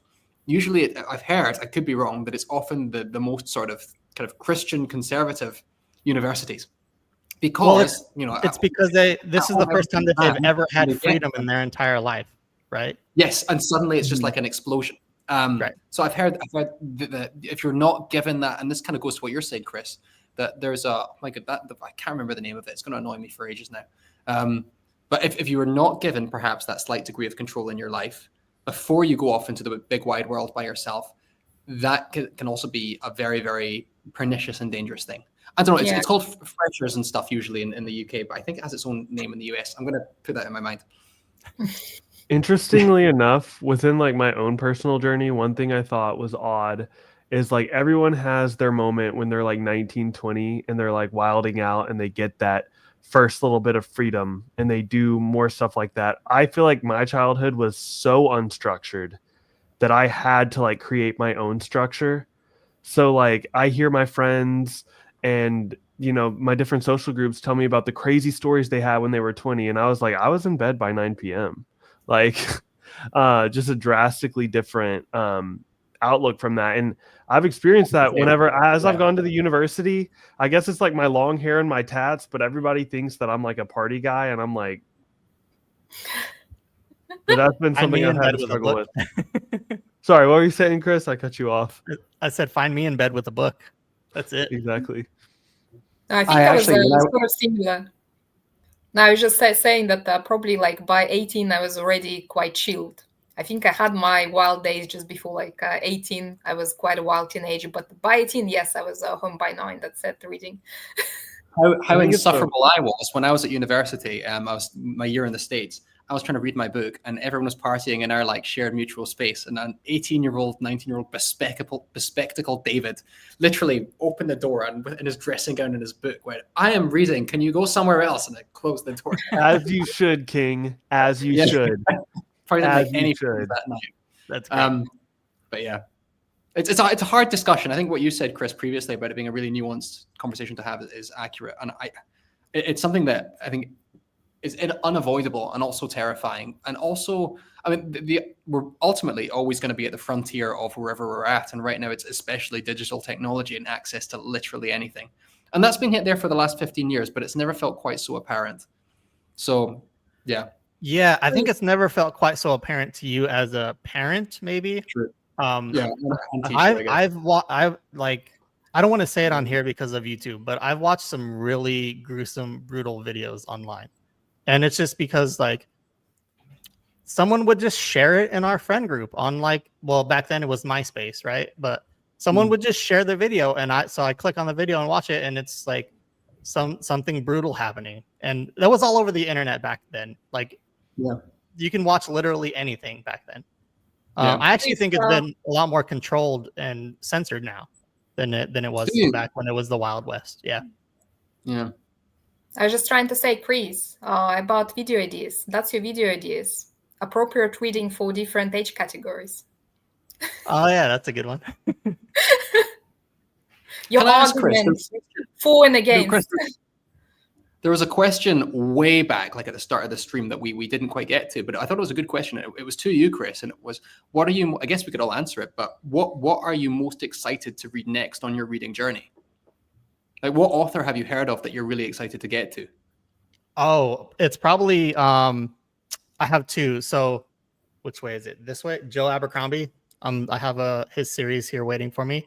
I'm really excited to get to him, and then I hear you guys talking about Robin Hobb all the time, so I'm really excited to dive into some Robin Hobb. She's phenomenal. You're redeeming yourself with me right now. The problem I have is I have so many series going right now. I have so many series going, but I just can't get to them. Realm of her character, the Fool, that's my neck tattoo. So like that's how obsessed I am with Realm of the Elderlings. Yeah, that's really cool. Yeah, so those are the two I think that are going to be next on my list once I finish one of the series that I'm working through now. She's fabulous, Robin Hobb. I had a conversation with Derry. When was it, Derry? A couple of weeks ago now. Yeah, well, let me just pin that.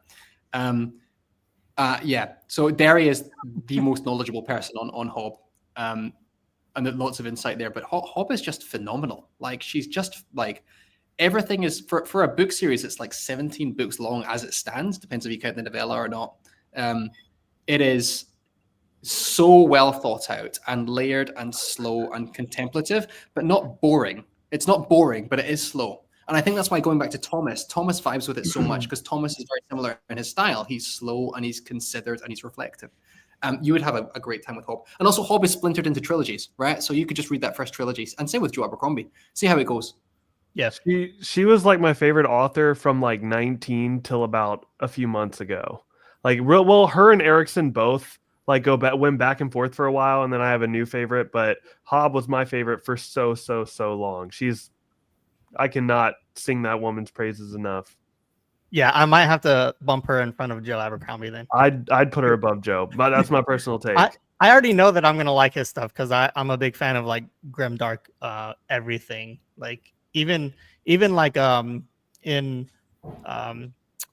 like home decor, I love like dark academia and that kind of stuff. So I know that I would vibe with his books already.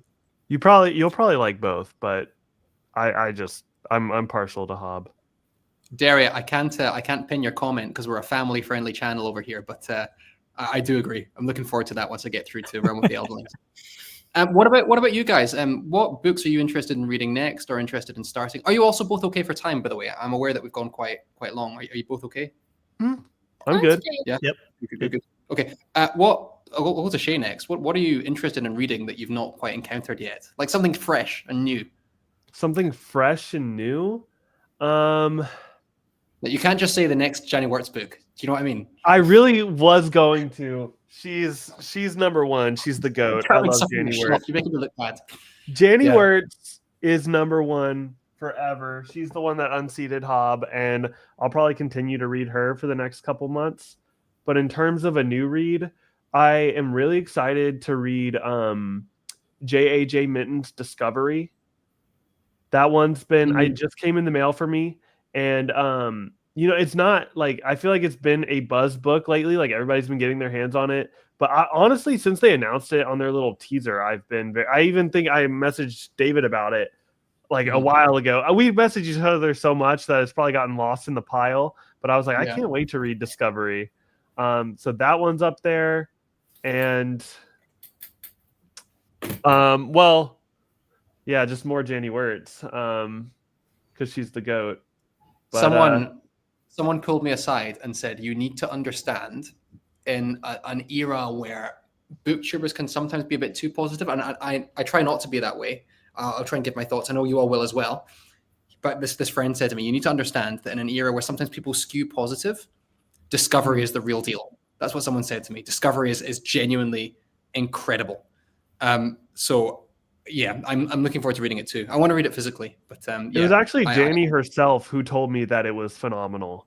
And I think she's the book blurb on the cover. And I don't know, just before she even told me, I was just immediately like, I feel like when they announced that, when the Mittens put that on their channel, like Jacob had a little like teaser trailer for it and everything, like everybody was expecting a more classical fantasy. Like when they first clicked on it, like, oh, they wrote a book. And when it was like this Lovecraftian mystery apocalyptic horror, I was just like, whoa, not expecting it. And I was hooked. Anna, what about you? I don't know, to be honest, because already, I tend to read different genres. And from fantasy, I think I'm actually pretty excited about new Joe Abercrombie book, Devils. I received it just recently. I have it. Yeah. Do you? Yes, I have it. I pre-ordered it, so I got it on the first day of release in the UK. So I need to read it. And, I got Empire of Silence. Pretty excited to read about this one. But I don't know. It's just like I have so many books. Sometimes I'm getting so confused, to be honest, what I need to read. But I mentioned this book even on this live stream. Thank You for Smoking. I've never really read this author before, but I really liked actually that book. So I ordered 2 other books by him. And this one, Boomsday. So I'm pretty actually excited to read this one. So we'll see. It's not a fantasy. I'm not even sure what sort of genre it is. I would say satire, maybe corporate thriller, satire. I don't know. Like, for instance, Thank You for Smoking. It was satire on cigarette lobbying. Okay. So it was quite political, but at the same time, it was quite tense. I would say more like a thriller style. So I really liked it just because it was so fast paced and you get very excited. You want to know what's happening. So yes, I have it as well. I just found it. That's what I was doing off camera. I'm just finishing Demonata, and I'm very happy, very excited about Demonata. I want to finish finishing Demonata. You're still on book 5, right? Yes. So finishing, you mean you're finishing book 5? Yes, but I'm excited to finish the series generally. Yes. Yeah. Okay. I was worried for a second. I thought you were 5 books. No. I'm on book 5. Yeah. It is worth it, guys. The Demonata. It's a fast series, and I'm not encouraging you, but the audiobooks can be found on YouTube. But I'm not. I know that Chris, you're a fan of audiobooks, so. I just think it's like a very good sort of break between bigger books, just because all of them are about 250 pages, I think, and really they're so fast paced. Yeah, you just literally can read it like in a day or two. Yeah, especially you guys. For me, maybe like 2-3 days, but even I managed to read the first book in 1 day. I'm just saying, I keep getting jealous of Shaye bringing down all these gorgeous books from his shelf behind him. That Devil's book was cleanser. Gorgeous. I was about to say Dresden Files is such a good palette cleanser. Yeah, that's like a good. You mentioned like 250, 300 page books. Like this is one that I feel like you can like put in between your different reads. But yeah, that's kind of what I've been trying to do with Dungeon Crawler Carl, because they're such quick and easy reads that between a more dense book, I can just quickly get through one of those. I would disagree though, Chris. I think books 1, 2, 3, yes, but books 4 onwards, those books get chunky. It's like Harry Potter. Oh, so yeah, I saw The Eye of the Bedlam Bride. The Ace version just came out yesterday, so I have to go pick that up this weekend. I'm just looking for some comments that I've been skipping past. I think one of the comments was about Waterstone's edition of Devils. I have that one. I have the Broken Binding. I need to stop. I need to cancel my Broken Binding. Yeah. Guys, I would get That's bankrupt gorgeous. if I buy all these special editions. I don't understand how you do it. I don't buy anything else. I don't buy. What does the front cover look like there? Is there any like, are you talking about like the the naked? actual cover? Yeah, the naked cover. Oh yeah, That's I love pretty. it. Fire. Shaye, show us your prettiest book from your shelf. My prettiest? Yeah. Man. Oh man, that is such a. I won't ask Anna to do the same because she'll We'll have sit to here for 10 minutes while he figures it out.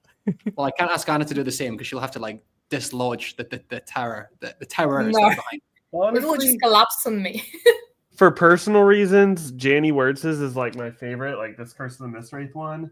But if we're going purely off looks, it'd probably be my Memories of Ice. Oh, I'm so excited. Yeah, it's just, you can see it's got the Kachain Chamal right there for those who know. It's just epic. And then I assume this is it, Covian on the front. I don't want to get into spoilers, but it's phenomenal. Actually, I think I know what books I have, like the prettiest one, but it's behind. I don't really want to stand up and try to find it, but it's Anansi Boys by Neil Gaiman, a very unpopular author recently. But yes, I love his books though. Ironically, so I mentioned that my girlfriend and my sister are not big readers. I both got them to try one author, and they loved this author, and it turned out to be Neil Gaiman. And then now they don't read anymore. Like, they both just started reading Neil Gaiman around the same time by pure coincidence. And then all this stuff started coming out, and then my girlfriend like stopped reading, and I'm like, oh, there's other ones. They should read American Gods. I love that one. I'm not sure if you read it. Are we on a Neil Gaiman appraisal? Is that what we're doing right now? Did I leave us alone? Not appraisal, not appraisal. I actually have not visited any books. I had all the Sandman volumes in my cart. I love Sandman to pieces, and I probably will reread them from time to time because it's such a brilliant story. No, I'll be reading, but okay.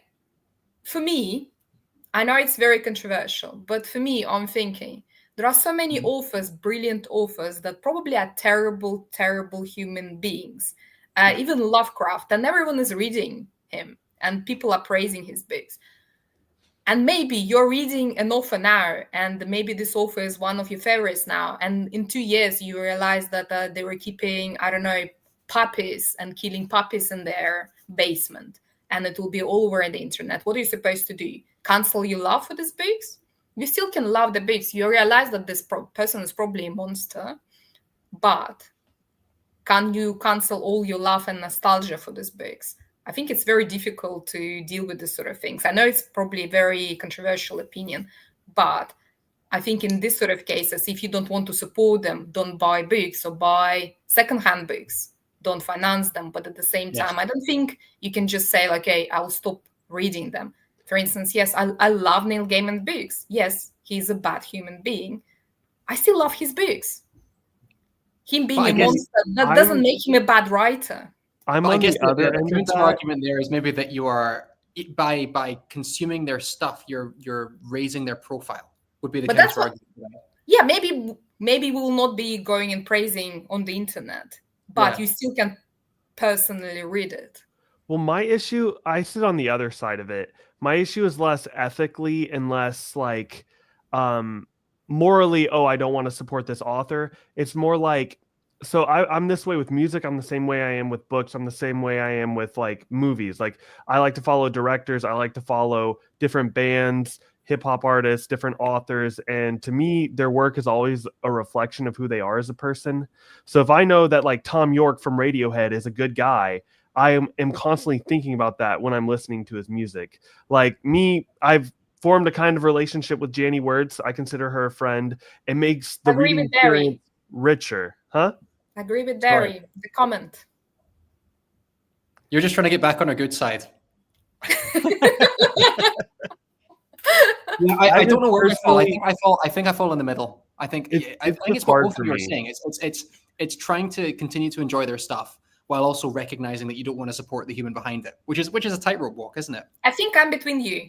Like, I agree with Shaye, but there is another point. Maybe that darkness of that human led him or them to be the way they are and became such a good writer. Maybe this darkness is a part of the talent. It's I don't know.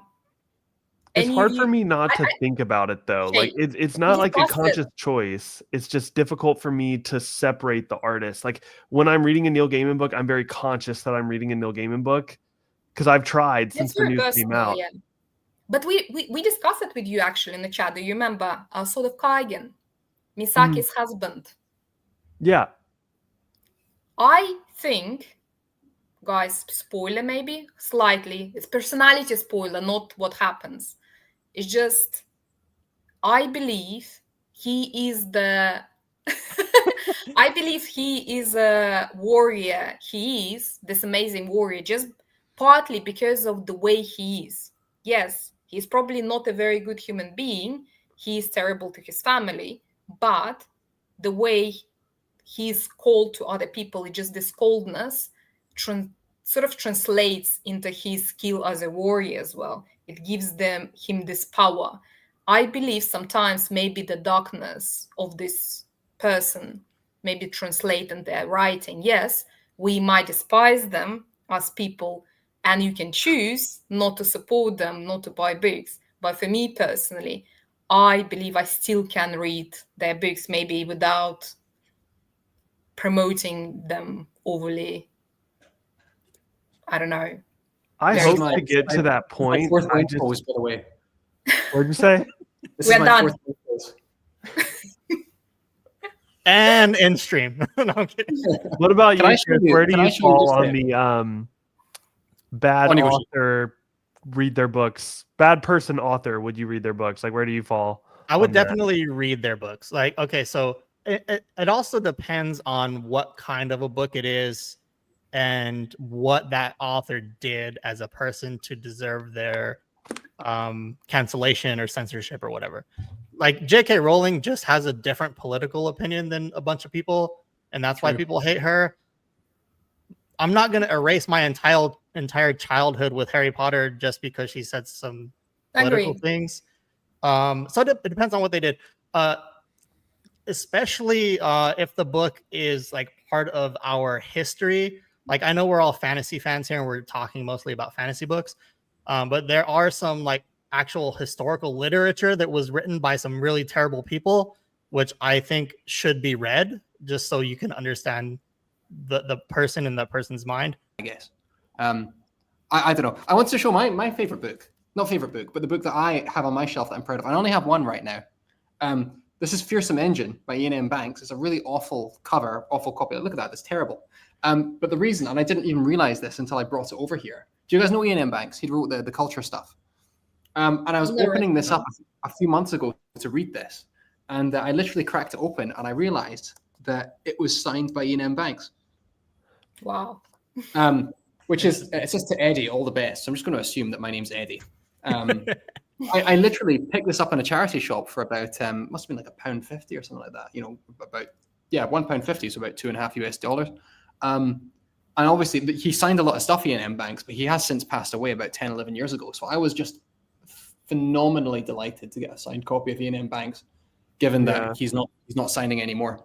That's like a hidden gem of a paperback. That's crazy. Yeah, so I need to find a good way to transport it to my next few countries without it being in any way damaged, because I want to keep that. I had like a similar case without a signature, but it was slightly similar as well. I ordered a used copy on Amazon of House in the Cerulean Sea. Oh, because I buy lots of used Big books because otherwise I would go bankrupt probably. I still don't understand how you guys do it. But when it arrived, it was like a few pounds basically copy. And when it arrived, and it was a special Illumicrate edition. I was like, nice. Those are brilliant. They just released a new Robin it Hobb was set. so pretty. Someone just those are donated nice. it or something, and they just sent it to me for a few pounds. I was like, what the hell? I was so surprised. Yeah, obviously I was very happy. I was like, I would never be able to get hold of this copy. Yes, it was. It is my prized possession now. Like, it's so beautiful. Illumicrate just have released or announced their Farseer trilogy are being done in beautiful, lovely, what's the word? Dressing covers. Yeah. I want those. Yeah, I've been considering. But I've been considering. But they're Shane's 90. going wild Some on of my special favorites. editions. I do have some new ones I'm pretty hyped about. So the Michael R. Fletcher Blackstone Heart, Yep. he absolutely ate on these special editions. They were like Kickstarter. And then this one is like, I definitely paid, like, I didn't tell my girlfriend how much I paid on these. Let me just say that. And it was the Grim Oak Press. Oh, upside down. Grim Oak Press of Empire Trilogy by Jenny Wirtz. Because she's the GOAT. That sound. Wait. Shaye, sorry to interrupt. Who is your favorite author? Because I've heard you say Erickson, I've heard you say Janney, I've heard both. And I need you to pick a lane. It's really, currently, right now, it's looking like Janney, but Okay. it was between Robin Hobb and Steven Erickson. Okay, so like, it was Pat Rothfuss at 16. That's my shame, is it was Pat Rothfuss at 16. Name of the Wind, I was like, this is so deep. I've since cringed at that viewpoint a little bit. I still think it's a great series. But around 19, I read Assassin's Apprentice and Gardens of the Moon. And then I went on to read Royal Assassin, Dead House Gates. And that's what cemented those two as like top favorites. Both of them I thought had amazing book twos. So it's been back and forth between them. And I never thought that there would be another individual in that conversation. I say if there was a third, it would have been Tolkien.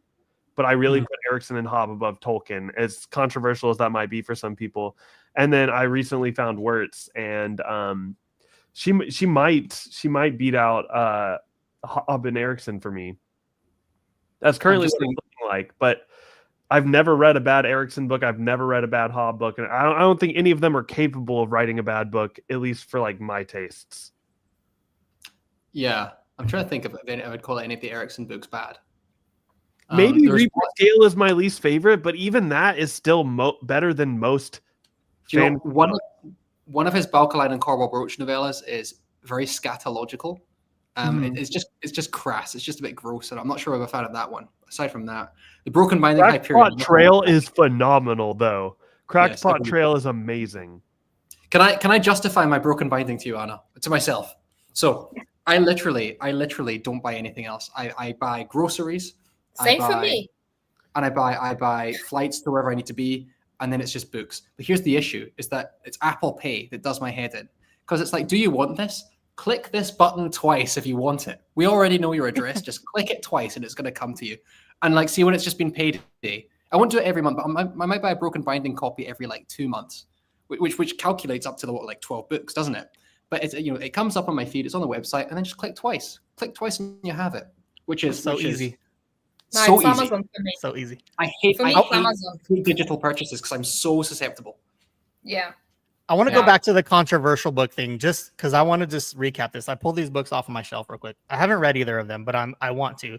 And I think this is going to drive the point home that I was trying to make. The Adventures of Huckleberry Finn. We all know this is a banned book, and it's very controversial. It's about slavery. A lot of people would say not to read this because it's a super racist book, right? But in order to get the context of this next book, you have to read this.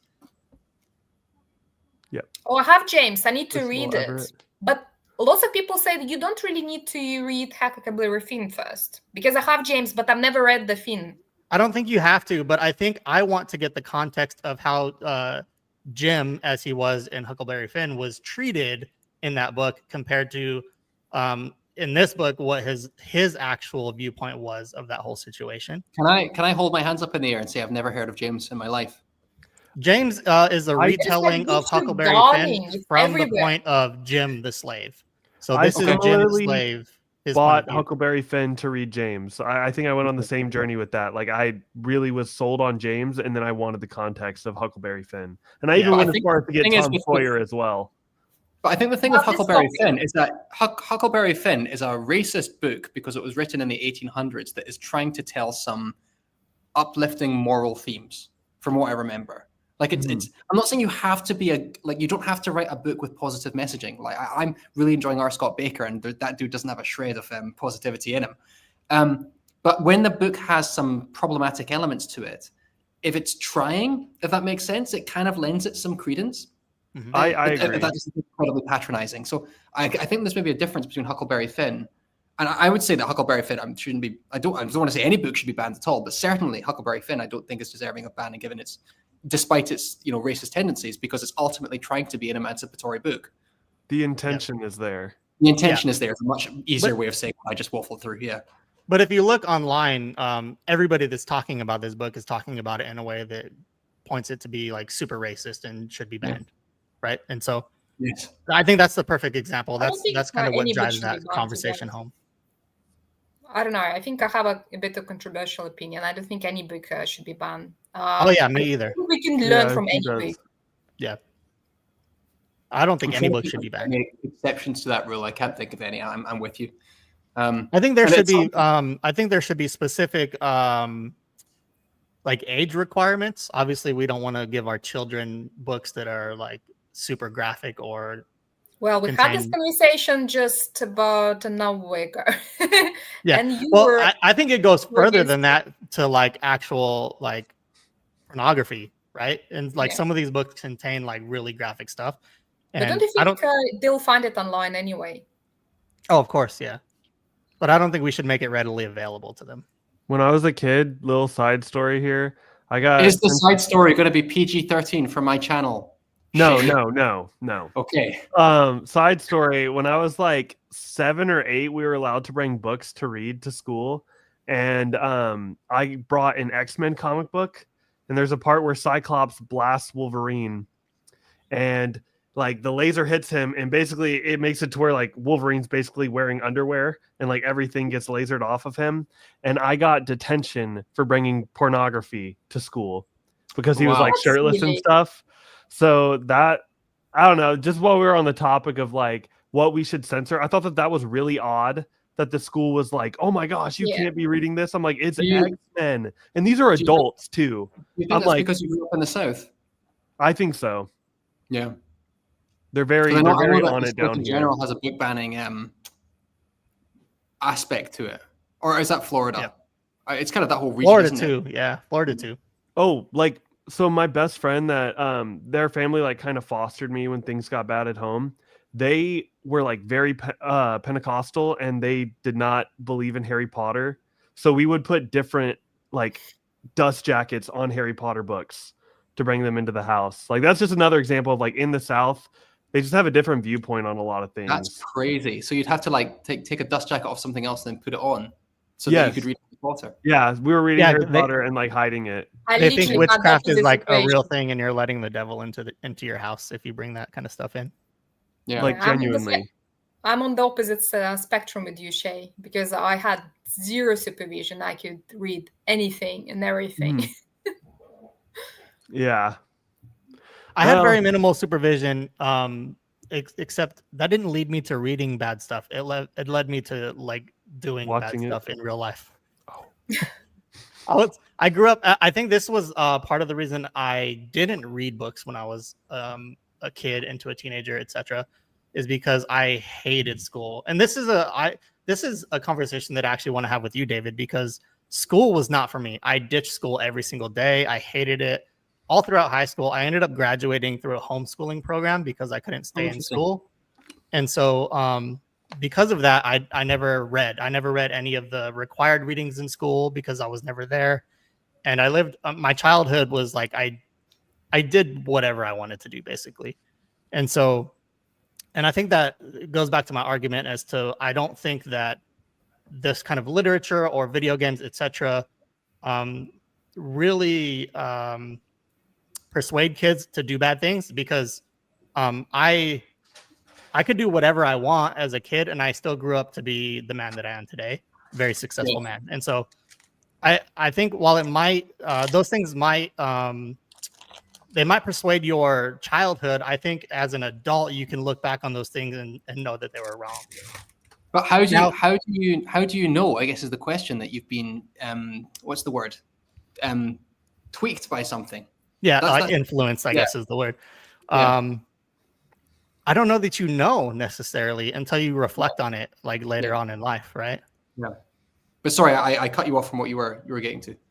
No, I guess that's the point that I was trying to get to, is that you your life is in your own hands at the end of the day. And so whatever you did as a child or whatever content you consumed, it's still up to you to control your own life. I guess And my perspective. maybe not everybody has that willpower. I don't know. I don't know if I it can do. go both ways, to be honest, because Yeah. I saw different examples. For instance, I was had quite a wild teenage period as well, and I turned out just fine. I would say boring even, but I knew people that ended up in very, very bad situations. I think it just depends on the person and depends on their circumstances, because sometimes it's just pure luck as well. Sometimes it just doesn't depend on us even. I think for me, it's like, this isn't really about the childhood versus adulthood thing, but it's just in general, like how these things can really affect us. I don't think we're static. I don't think any of you would disagree with this, but the way I tend to see it is that we are not just like static human beings. We are at any given time the effect of everything that has come before us, plus what's going on that day, plus the memories that are for some reason punching in, plus what's going to happen next week, plus what you had for breakfast. We are so malleable as human beings. And in some sense, and this is going to sound very deep and kind of fake philosophical, but in some sense, we don't really exist. We are just the confluence of all the stuff around us. And so when I take that perspective, I think you have to be very guarded of all the stuff that is kind of around you, because that is what you are. Which is easier said than done, because I'll go say this and I'll go read 1,000 pages of R. Scott Baker, who's the most kind of bleak nihilistic man who's ever walked the face of the earth, apparently, if you get to the end of his books. But that's kind of how I approach it. And that's why I think I'm slightly more kind of skeptical of the, but maybe I'm also being a bit of a hypocrite, because I say all this stuff, but I still read whatever I want.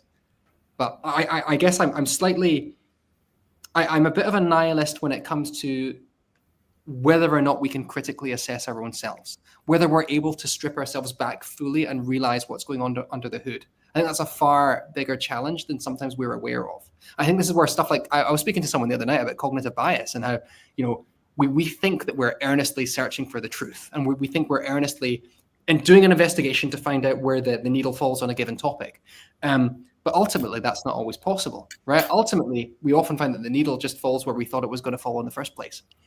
It's very, I think human beings are very messy cognitively, and that includes the content and the fiction that we consume. That was a very long, waffly response.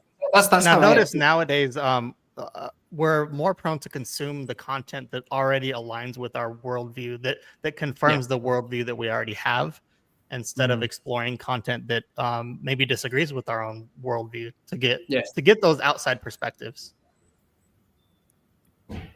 Absolutely agree. Yeah.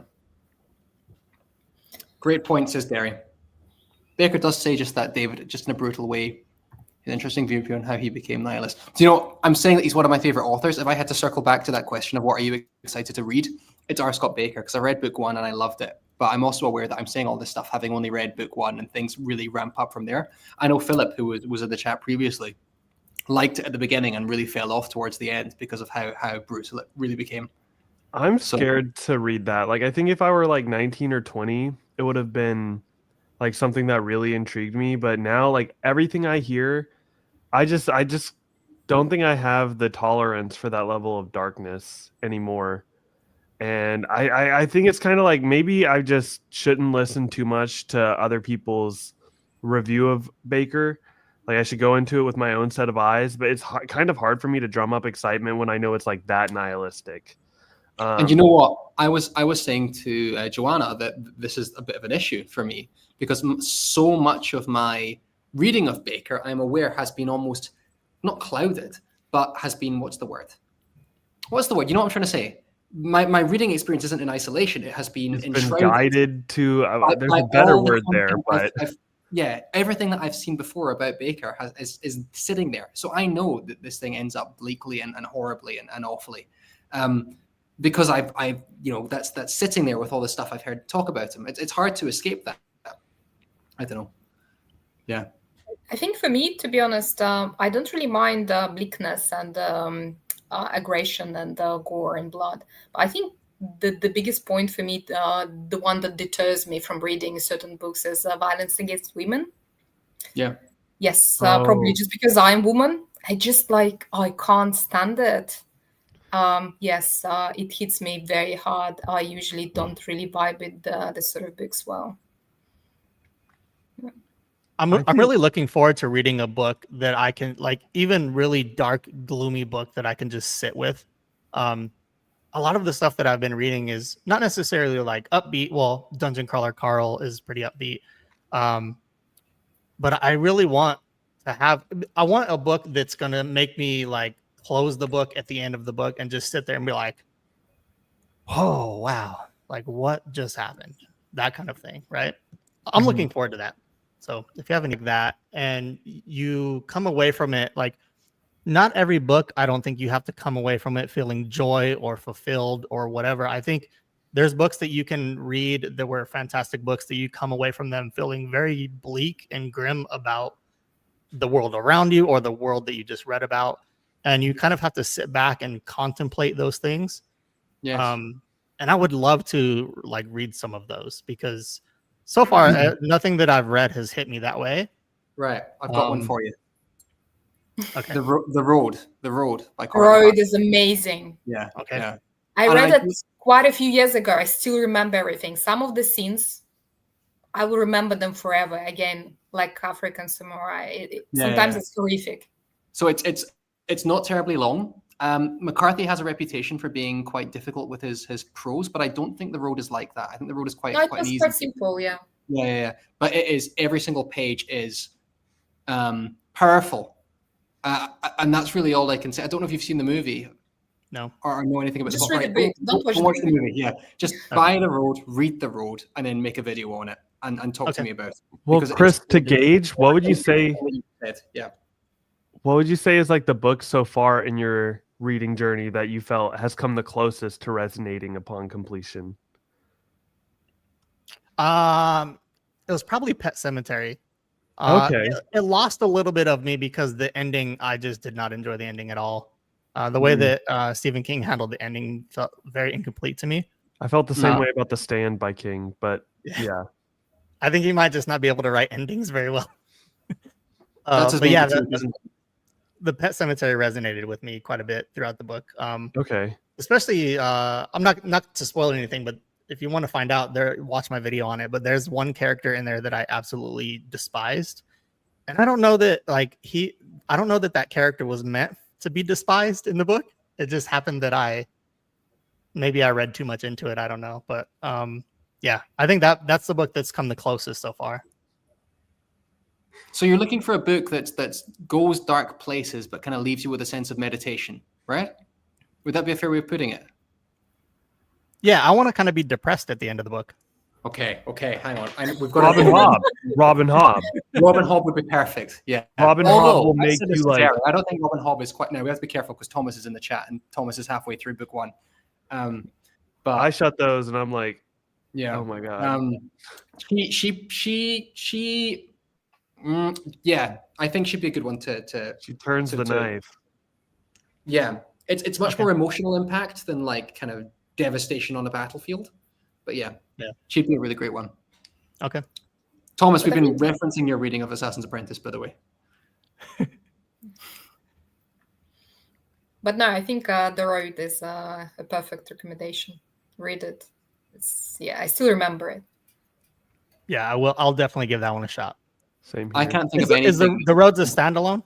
Standalone. Okay. Yeah. And it's quite short as well. Perfect. Definitely shorter than any of the Robin Hood books. The Assassin's Apprentice is pretty short. No, The Road is like 50,000 words or something. Okay. Yeah, it is short. It's just short. I think it's more or less like Piranesi in terms of. Piranesi is also a great book. Yeah, but it's not dark. I love Piranesi. One of my favorite ones. Tender as the Flesh might also be an interesting read for you, Chris. What if all animals were no longer viable meat consumption opportunities? So the world turned to using humans as cattle. That book was actually instrumental in making me vegetarian. It was one of the big works that it's about 7 years ago I read that, and I have not eaten meat since. Is it like government mandated cannibalism, basically? So it's Yeah. not. I don't think you have to eat the meat, but basically humans. There's basically two strata of humans. There's regular, normal humans, and then there's people who are just bred to be produced as meat, like cows and chickens and things like that. And so the protagonist. brutal.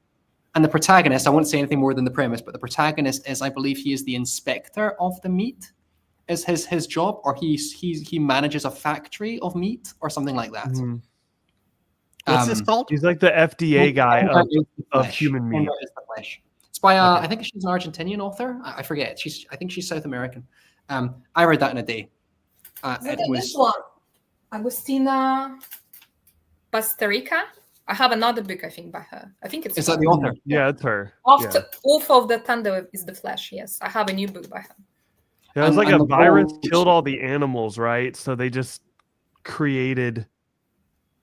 I think that's the setup. Is a virus killed all the animals, so they just eat humans as meat because they didn't Yeah, want to give basically. up eating meat.